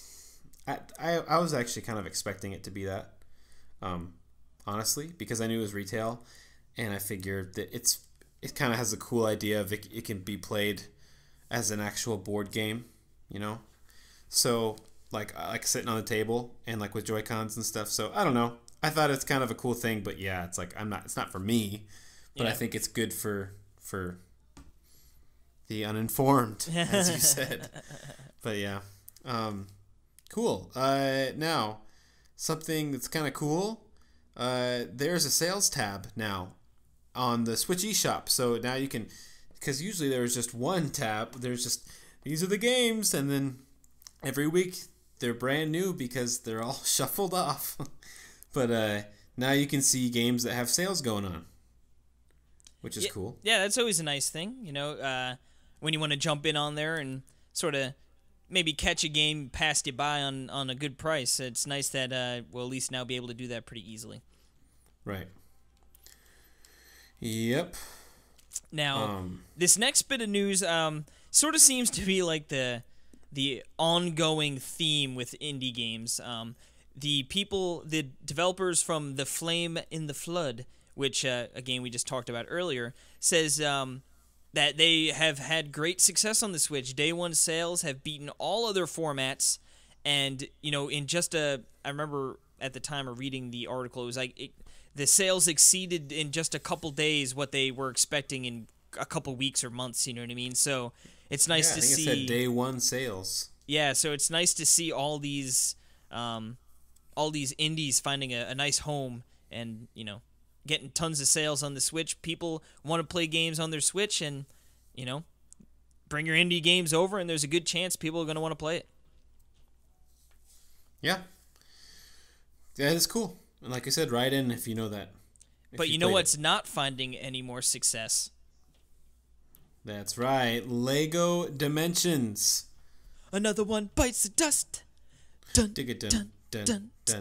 Another one Another bites one. the dust. Yeah, another one gone, Don't and wanna another ride the one bus. gone, and another one bites the dust. Have you heard the Weird Al version of that song? Probably at some point, but I can't I remember. don't want to ride the bus. Anyway, yeah, Lego Dimensions is apparently it's leaving. Even though I feel like out of anything that should have succeeded, I feel like Lego Dimensions had the leg up. But You know- but Yeah, but you know what it is? Just because it was like they have like all those IP crossovers. You know what I mean? yeah, With like Batman and all that. It seemed like it was primed to do it. But honestly, I think just the Toys to Life was a great fad for a couple years, and then people realized, yeah, this is really cool, but I don't want to spend all this extra money on the physical DLC Right. to unlock things. And well, Yeah, see, that's why I was thinking about the Lego Dimensions, is that they actually get real Legos with it, which is cool. You know what I mean? Like, that concept is cool. Yeah, if you're a little kid and you But like it was Legos. just so... Yeah, exactly. But it was so expensive. Yeah. That's the thing that I thought, but I guess all Legos are expensive. Oh yeah, Legos are stupid expensive, man. I got Lego Dimensions for Christmas a couple years ago, and I think I ended up buying one. What are you doing to that dog over there? Oh yeah, that dog upstairs barks like crazy sometimes. Oh, yeah? I don't know what's going on, but yeah, no, Sorry. it's cool. It's it's like a fun game, but honestly, it plays pretty similar to other Lego games where you don't need to buy a bunch of extra stuff, you know? Like if Right. you wanted to play Lego City, or I can't think of the other Lego game. Right. But yeah, But the concepts are cool. I wish Nintendo would do something like that with the Amiibo. oh, it would be amazing I because just wish they would. I'd be able to buy the game and then not have to worry about buying any other Amiibo. Like, Yeah. oh, I'm already stocked. Yeah, exactly. But I know. I really hope that game's coming. But they're still making Amiibo and stuff, and the way they do it, you know, it's such a smart idea because they just release one every, you know, and it's just And let's be people buy 'em serious. If you're buying, like, I want to say probably 98% of the people buying Amiibo, they aren't buying them because they care what they do in the game as much as they just No. want a cool Nintendo figure. And like, Yeah. oh, like cool added perk. Like, oh, okay, like it unlocks this in a game. Like, cool. Yeah. But I feel like exactly. that does not factor into anyone actually buying an Amiibo, you know? Right. Right. And that's why they're still able to do it while all these other ones are sort of biting the dust. Yep, and speaking of biting dust, ARMS 3.2 update is live, and it has added a new badge feature, and a recent replays feature, and fixed other issues, and even showed off a new character. Yeah, this new character, I can't tell if it's literally a new character or just it seems like it's a little bit of a riff on Springman. His name is Springtron, and in order to fight him in the Grand Prix, you can't lose a single round all the way through, and then right before Max Brass is an area in which you would end up going to fight him instead of going right to Max. And I guess he has an AoE area of effect attack that any arms that you send out. And upon defeating him, you get a badge for 200 coins, and he isn't unlocked. So I don't know if they maybe sort of plan in a future patch, sort of like how they were like, hey, now you can play as they will. Max, Oh, Brass for Max. sure. But yeah, That's cool. That's cool. I can't wait for the anime to come out too, or whatever. oh Not yeah, the graphic novel. Yeah, that's gonna be awesome. So, Now you know what I can't wait for. does it rhyme with Cario Odyssey? It sure does. Karaoke Odyssey. No, Now, Mario Casey. Odyssey, baby. See, you're from New York, but you say Mario like. Yeah, not Mario. You know what I was just thinking? Why is there even like a debate about this? Do you know why there's no debate? Because Mario says his name all the time. But I guess And he says Mario. But I guess back in the day before N64, like, was there ever a sound bite of him saying that? I don't know. You know, but it doesn't matter because there's no debate anymore. Well, now, of course, no. But No. People still say Mario, and they because still like it's insist been that that's what it is. because it's been ingrained in their heads. No, they've how has it been- been ingrained in their head? No, these are people that are younger than me. Oh, well, then Trying they're to just a say bunch that- of gyms. Okay, exactly. But let me just. He says Super Mario. He doesn't say Super Mario. He says Mario. Super Mario. Yeah, it's weird. So So Anyway. that really grinds your gears, huh? well, it just hit me. I was like, wait a second. There's no debate about this. He says it in every single game. So I'm thinking So- I might just start saying Mario. You just kidding. can. No, I'm not a gym. But anyway, Super Mario Odyssey scores are starting to trickle out a little bit, and from the magazine publication. So obviously, they're going to get it got games. an okay score from Edge and a mediocre at best. A mediocre score from Famitsu, yeah. Yeah, so it got a 10 out of 10 from Edge and a 39 out of 40 from Famitsu. And just to sort of give you a little bit of context for the other 3D Mario games, 64 got a 39 as well. Sunshine got a 38. Galaxy got a 38. Galaxy 2 got a 37. 3D Land got a 38. 3D World got a 38. And obviously, Odyssey, as we just said, got a 39. Now, so it's the highest ranked one. It's the for 3Ds. Now, why don't you tell people what got a 40 out of 40 perfect score from Famitsu? New Super Mario Brothers. Mario Brothers. Oh, Wii. Yeah, for the Wii. Yeah. Which is funny because... a fantastic game. Oh, no, that's a great game, no doubt about it, but I would rank it lower than probably all of those other games. Maybe. Yeah, I had such a fun time with that, because I played through that whole game with Jill and my friend, and it was so much fun. But yeah, no, that's a game I would like to... I never actually completed all the way through. Well, you should play it. See, it's one of those things, that's like... when you multiplayer games, we've talked about before, it's just kind of in a different setting, where it's just like you have so much fun with multiplayer games. And it's like the memories can just completely affect that. So, but yeah, that's cool. Anyway, 39 out of 40, that's not bad. Not too shabby at all. Not too shabby. 3 10s and a 9. So. Well, like I said, I think only 25 games in the magazine's history have gotten a perfect score. So it's not necessarily an easy thing to accomplish. Right. Now, I have a little funny little news thing here that's weird. Apparently, I don't know who is... I don't know if this has been official.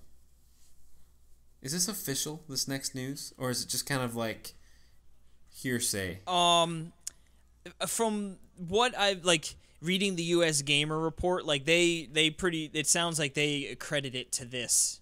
Okay. So...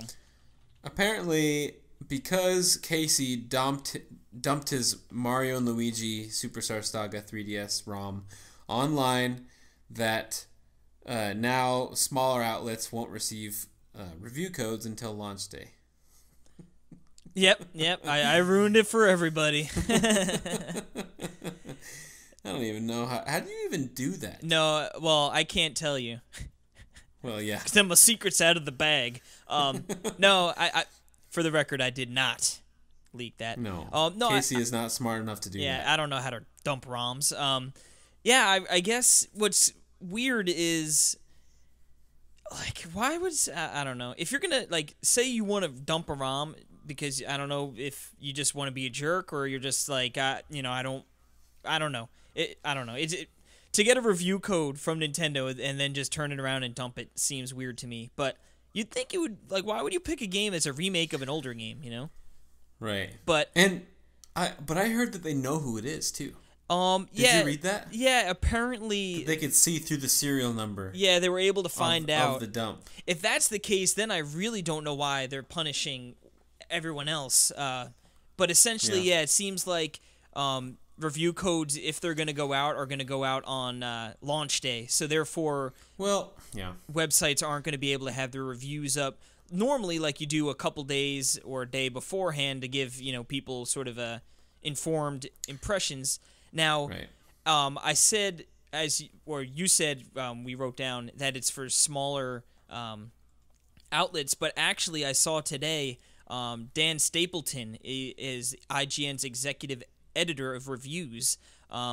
He tweeted out, "Unfortunately, we have no Fire Emblem Warriors review because Nintendo still hasn't sent us a copy." So it looks like it's not necessarily just the little guys, that it's also the big boys too. Okay, here's my thoughts on this. I think that right now it could be, couldn't this just be Nintendo responding and maybe thinking about their policy and just playing it safe for the time being until they come up with a plan? I feel like that's what could be happening.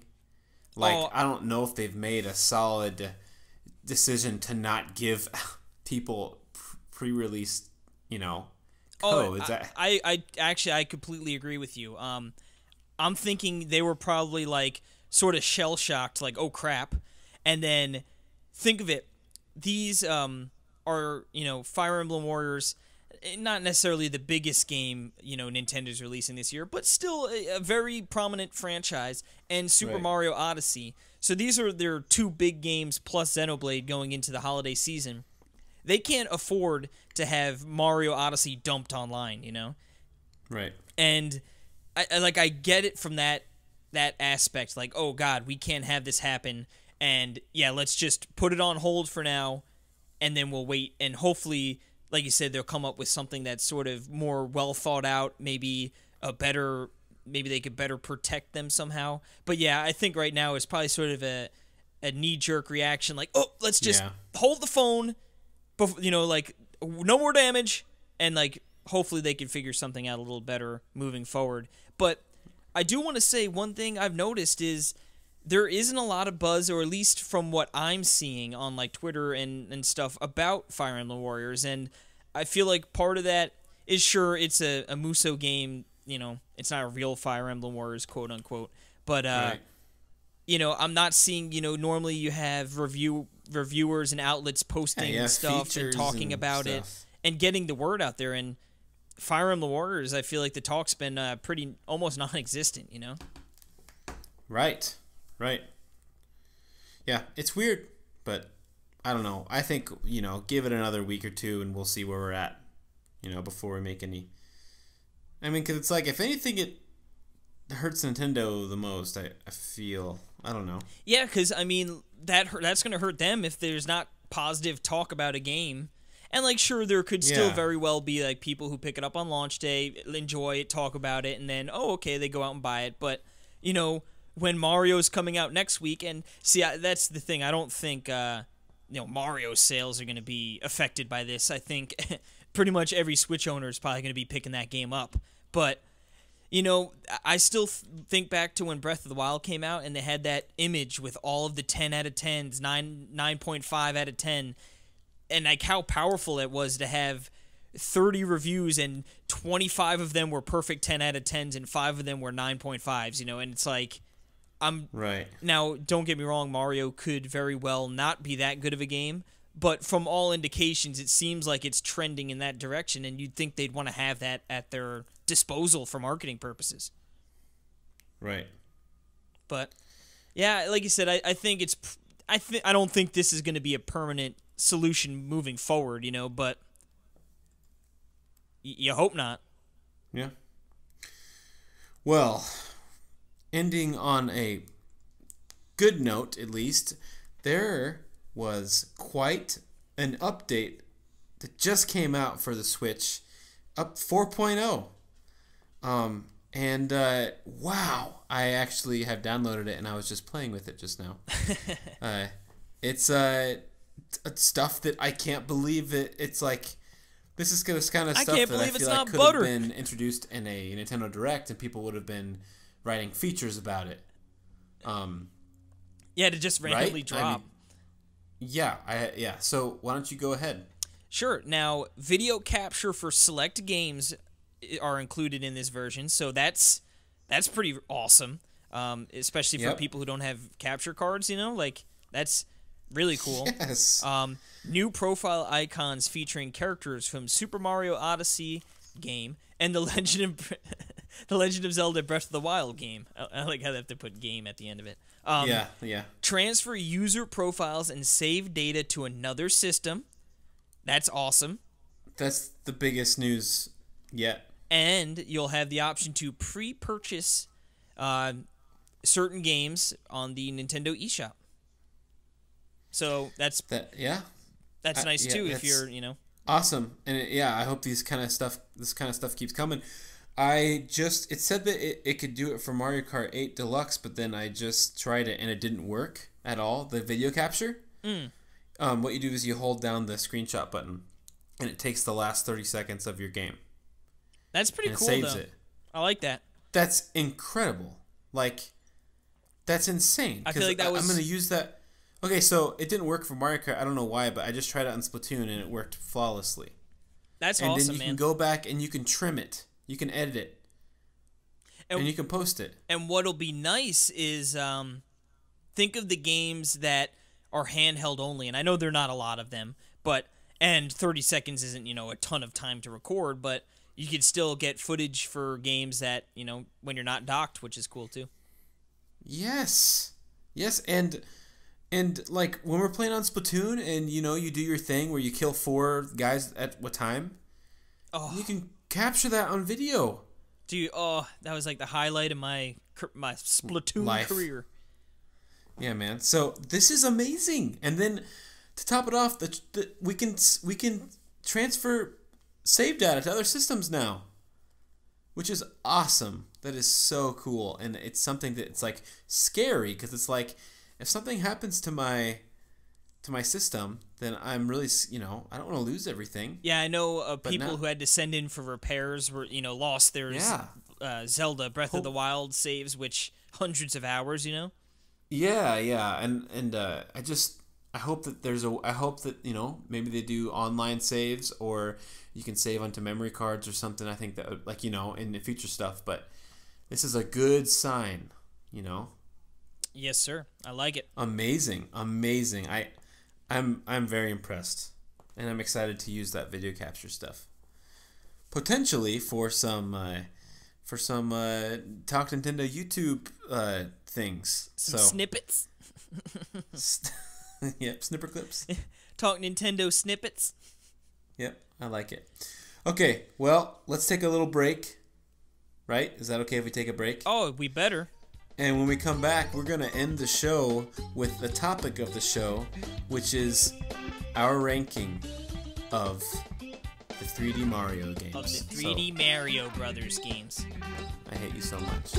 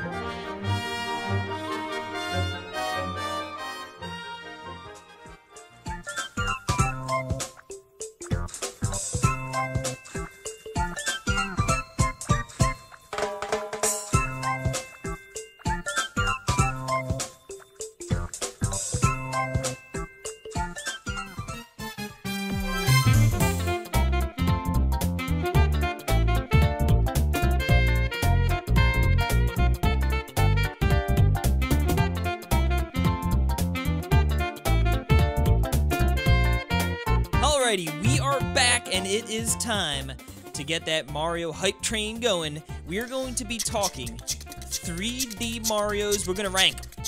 I've got some information here beforehand, but okay. If you've got something to say, let's hear it. I was just gonna say, I couldn't believe it. There's only 6 3D Mario games. Yeah, and it's funny, like you said, you sort of think Mario and oh yeah, there's a bajillion of them, but yeah, when it boils down to it, the 3D Marios really are not, not that much, and they're pretty spread out over the years, Yeah. All right, so for starters, we've got, obviously, the game that started it all. Mario 64 came out in 1996, has sold 11.91 million copies. Kind of. Sort of.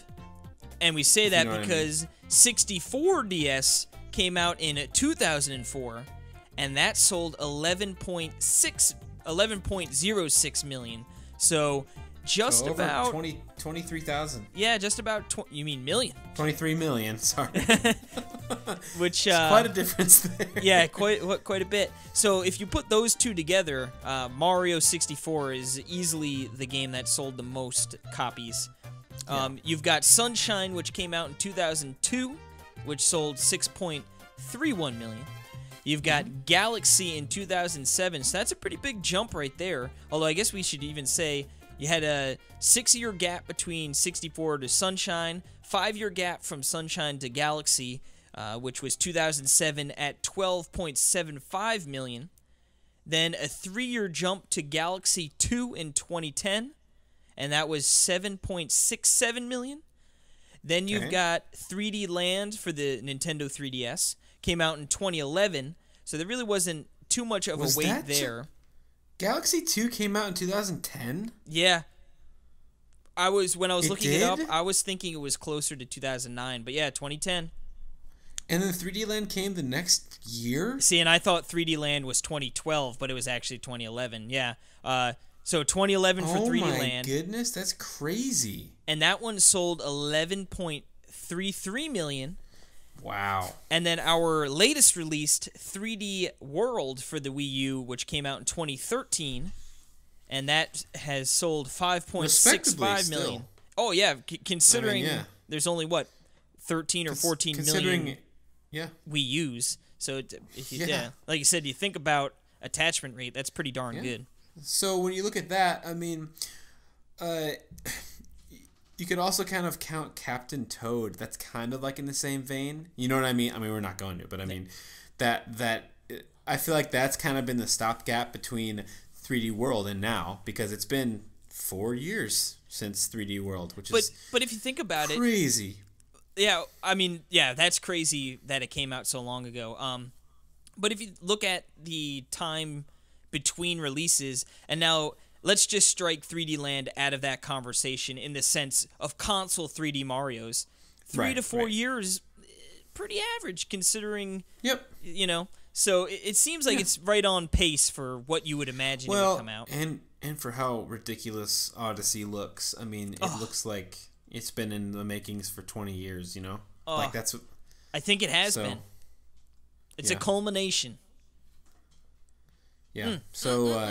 So let's rank them. I have my list. You have your list. Now, I think we should probably start. We started from the bottom. Now we're here, and work our way up. Okay, you just scared me right now, but okay. Throwing some rap lyrics in there, man. Rapping for the peeps. This is gonna be interesting because I really don't know where you stand here. But why don't you start it off? All right. With your number 6. Now, just for starters, I love all of these games. So this is by no means is this last game the game I like the least by any means. But let's start out with my number 6, Super Mario 3D World. Okay. Now, I can see that. I don't, like I said, I love this game. Very good game. I think, I didn't have anyone to play with, and I know that was sort of like, that was its shtick, was like, oh, you could play multiplayer, and have super fun times. But, I played it mostly as a single player, or I should say fully as a single player game, and I definitely liked it. I enjoyed it, but, the going to like the flagpole, going through each level, getting to the flagpole, and then moving on to the next one. I don't hate that formula or but stagnant. The format, but it's just, to me, I like collecting stars or whatever, what have you, shines, etc. So to me, that's why this one ranks a little lower. I still had a great time with it. I think the cat upgrade is a lot of fun. It's super weird and silly, but a lot of fun. I love the cat. Yeah. So, beautiful game. I mean, the first HD Mario. So I mean, it's gorgeous. Well, yeah, 3D. Now, so remember, this is 2013. This was the end of the crazy Mario every 6 months thing. I mean, remember? I mean, yeah, the cat. Seriously, you had Galaxy 2007, Wii, Super Mario Bros. Wii 2009, and then like 2010 you had Galaxy 2, and then you had New Super Mario Bros. 2, or 3D Land, and then New Super Mario Bros. 2, and then New Super Mario Bros. U, and World, like all within like 3 or 4 years. Yeah, Mario overload. And the thing is like when 3D Land came out, it was really cool because it was different, and it was harkening back to like Super Mario Bros. 3 a lot with like the flagpole and stuff like that. And I guess with the Tanuki suit, and then like the original with the flagpole. And but then I feel like when World, I mean, we're all waiting E3 2013. It was the first E3 after Wii U. It's still hopeful that everything's going to be fine. And we know that they told us the new Mario is going to be announced. Mm-hmm. Yep. I don't know if you remember that, and then that was the year when we were looking forward to Retro's new game and the new Mario. I think they even said that. And they announced Donkey Kong Tropical Freeze. Now, of course, that's one of my favorite games, but at the time, for me, it was just like, are you serious? Like another new Donkey Kong? I was like, that's like the least exciting thing. It's cool. I like Donkey Kong. This is not exciting. And then you're waiting for the hype moment, yeah. Then it's like, okay, that's okay because we'll have Mario. And then Mario, it comes out, it's like, this is Super Mario 3D Land. Yeah. On consoles. It's like, this is also something that is not exciting at all to me. You know, I was expecting Odyssey then. You know, I was expecting the next 3D thing, but it wasn't. It was like, okay, they took Super Mario 3D Land 2 that they were making for 3DS and dumped it onto Wii. Yeah, no.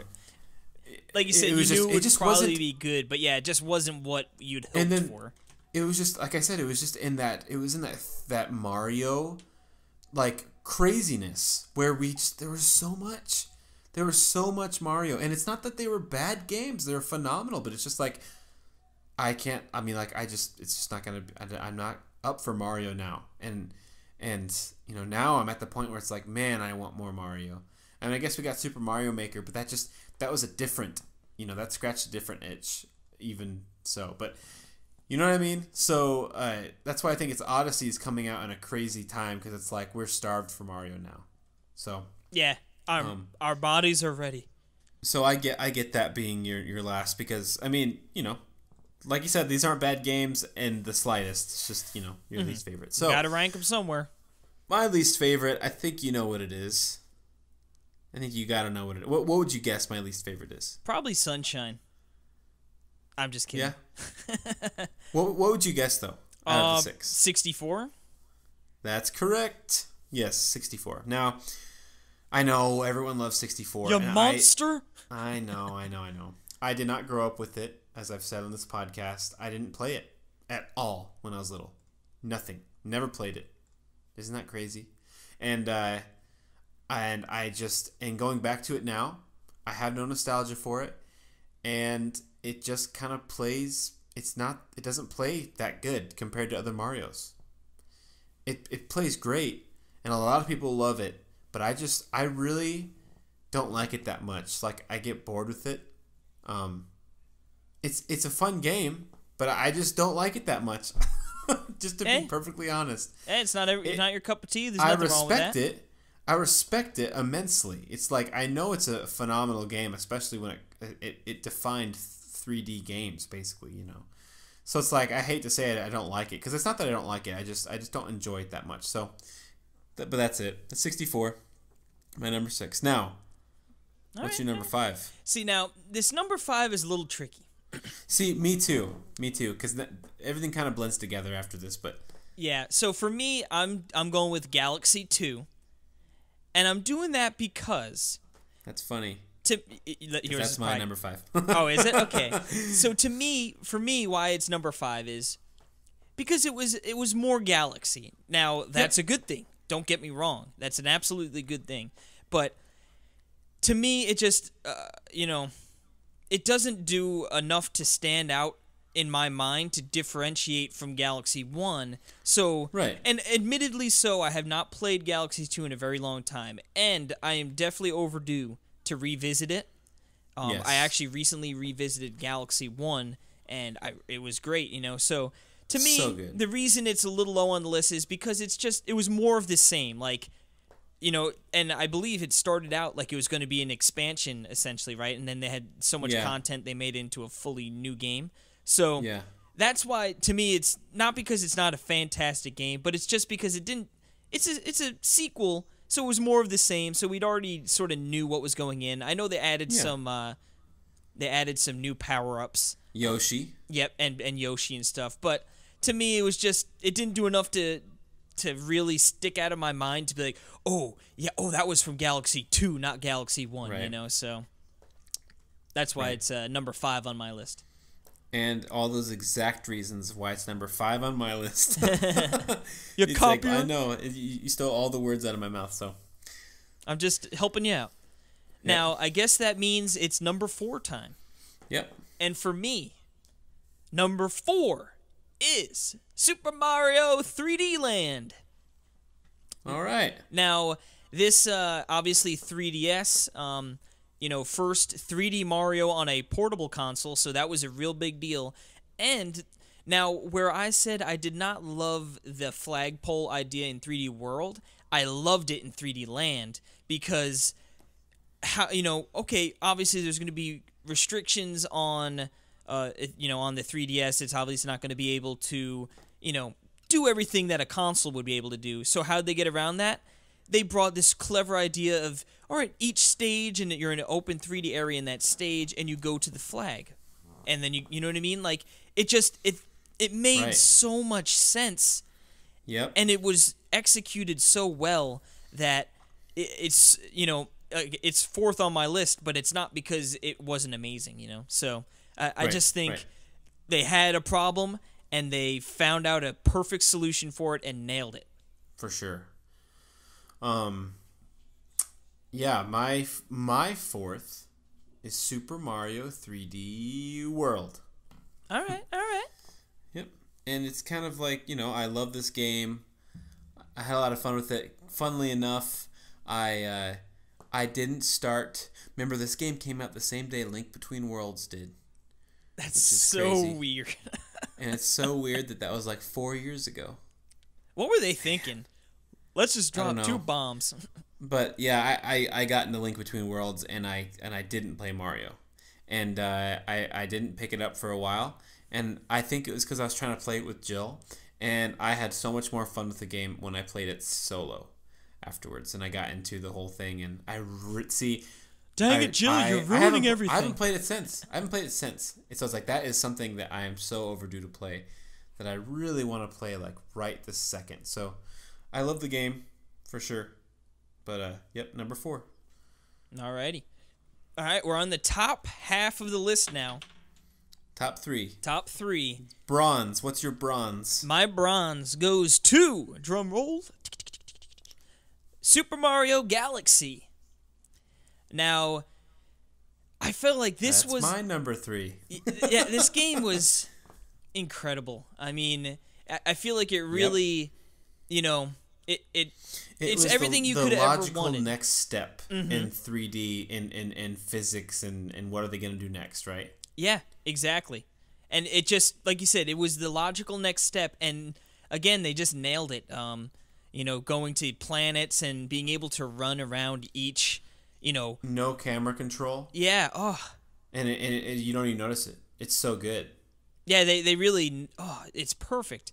And, it was so cool to go to, you're going to this galaxy, and that's sort of its theme, and you're going to the, and sort of how with the paintings and, the 64 where, you're going to a painting of a snowy area, like, boom, that you're going to a snowy area. Like, it was cool to have the different, this is this kind of galaxy, and you're going to encounter these kind of things, And one thing I think that is incredible, I mean, all Mario games have really great music, but Galaxy has some next level music, man. Like orchestrated. So memorable and beautiful, and Yep. just seeing like the pirate ship floating through the sky in Yeah. in the And galaxy. just walking around and hearing the little sprite things, like whatever they're called, just kind of like sparkle, and like you can just all the sound effects mixed in, and it's just it's just astounding, Now, the one knock I would give Galaxy is the hub world. Yeah, I was gonna say this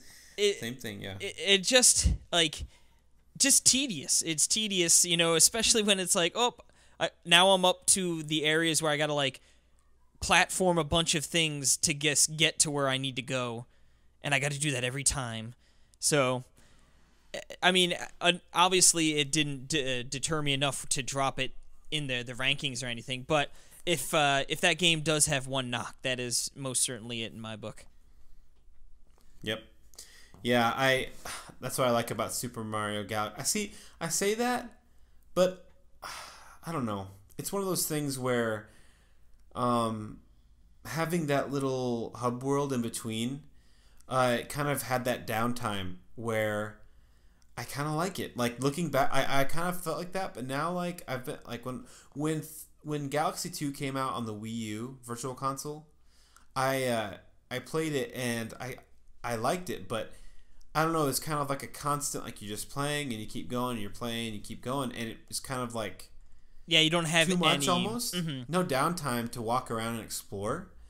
And I'm just looking back and I like it. Like I know it's one of those things where you can look back and go, well, that's a boring part. Well, it's like, but that's kind of important to have boring parts like that. So I don't know. Yeah, you need a little bit of downtime from like just to have constant action. It's like too much, You need that little bit of a breather for sure. Like it's the sailing between the islands in Wind Waker. I just just to sort of clear your mind, because especially in some of these things are sort of strenuous and you got to think about it and execute certain things. It is nice to just have some sort of like, okay, like let me get over to here and then I can get back into it. Yep, exactly. So, well, yeah, that was my number 3 as well. Which is my top 3 Mario games. So I mean, like, I got nothing bad to say about that. So now for me, which I already know this is going to be different than yours because you already listed this game, it is Mario 64. Now, what's funny is I did not play Mario 64 on a 64. The first time I actually played it was on the DS, which is really weird because I had an N64 back in the day, and so N64 came out in 96. I got my N64 for Christmas in 97. So I think it was just sort of like there were other games, newer games coming out, and like I had played Mario on like my neighbors and stuff, but I never enough where it's like, oh, I played and beat that game. It was just small bits. So I never actually fully beat it until DS came out, and I went ham. I got all the stars. Love that game, man. So good. Game changer. I love the hub world. I just love it all. Again, really great music. Obviously the 64 version changed the game as far as how 3D games worked. Platforming games in 3D space sort of invented the genre. And just so good. I remember my neighbor, she was friends with my sister, and she overrode my perfect, complete save file in DS. And I remember I was so angry. And now looking back at it, it's like, well, you beat the game. Like, why does it matter? Like, you couldn't go back and get anything else. But I remember, like, being so angry. Right. Yep. My friend's little brother did that with my Zelda, the Phantom Hourglass one. I remember, like, okay, well, I hate you. Play it again. You deleted my things. Yeah. So my number 2. What's it gonna be? It is your number 1, which is Super Mario Sunshine. How'd you know that was my number 1? Yes, Super Mario Sunshine. Oh, how I love the memories of playing on my TV up my room and just just cruising along with the flood on like the attachment, the one that makes it like a power boat going along and jumping everywhere, and just the platforming is so much fun, and how that the gizmo that the flood is, that it can be, it's a shooter, now it's a third person shooter sometimes, and then sometimes it's your tanuki leaf, that helps you land your jumps. And then on top of that, you have water resource management. It's a lot like Splatoon, So it had so many fun concepts. It had so many cool bosses and looked awesome, and the great platforming space levels. Oh, see, for me, now I know that Sunshine's sort of, I feel like, divisive. Like, when you ask people, like, oh, what do you think of Sunshine? There's a huge group of people that absolutely adore it, and then there's just a huge group of people that hate it.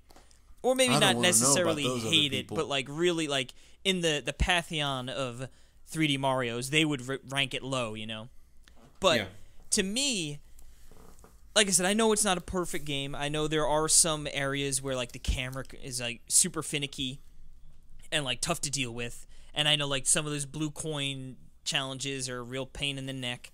But I just think for me, like, I missed 64, right? I missed really playing 64 back in the day on 64. Me too. Yep. So it was like, to me, it was like GameCube was my jam back in the day, man. It's like I had my GameCube. Me too. It's like I love Nintendo, like Sunshine's coming, and it's just such a weird game. They took one Mario theme, and just made it the whole game. Yeah. If you think about it, like, why would they, like, nowadays they would never do that, Like, they want to have as much diverse areas and landscapes and things you're checking out as possible. So like, right. Like, we'll never see a game like Sunshine ever again. And it holds such a special place in my heart as far as the gameplay, the theme, just Delfino Plaza is, I love it. the music, the colors, it's so colorful, but the shine sprites, it's just Shine get baby. And I just love it so much. And like I said, I know it has its flaws, but it's best. Yep. And I'll fight anyone that says otherwise. Yeah. I had a tough time trying to figure out my top two. I was going between, Sunshine and my number one, which is Super Mario 3D Land. Woo! Yeah. I've talked about this before. I remember it was on the episode where I talked about Splatoon and Super Mario 3D Land, which are like two of my favorite games of all time. And man, I had so much nostalgia for that game when it came out. Just like you said, like when it came out, having that 3D experience, but on the handheld with the beautiful 3D visuals that really showcase the 3D stereoscopic, like having puzzles that you needed the 3D to use, and the street passing with my friends for the challenges was so much fun. And just the control of the game, there's surprising amount of, you have your run button, which isn't common. I think the first 3D Mario with a run button, if you don't include like the remake that 64 DS was, which also had that, which is cool. But you had that run button, and then you can crouch and do like the somersault. The movement felt so good, and the 3D visuals. I remember Miyamoto just touting that we've figured out the 3D platforming dilemma. You can now platform, better.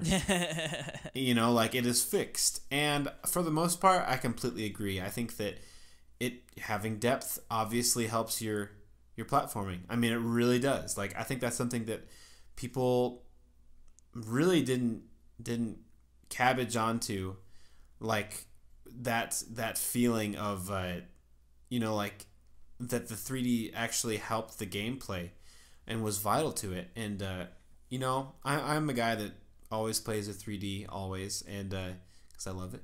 And just that combined with, Super Mario 3 is like one of my favorite games ever, especially for the aesthetics and just having the Tanuki suit come back, and then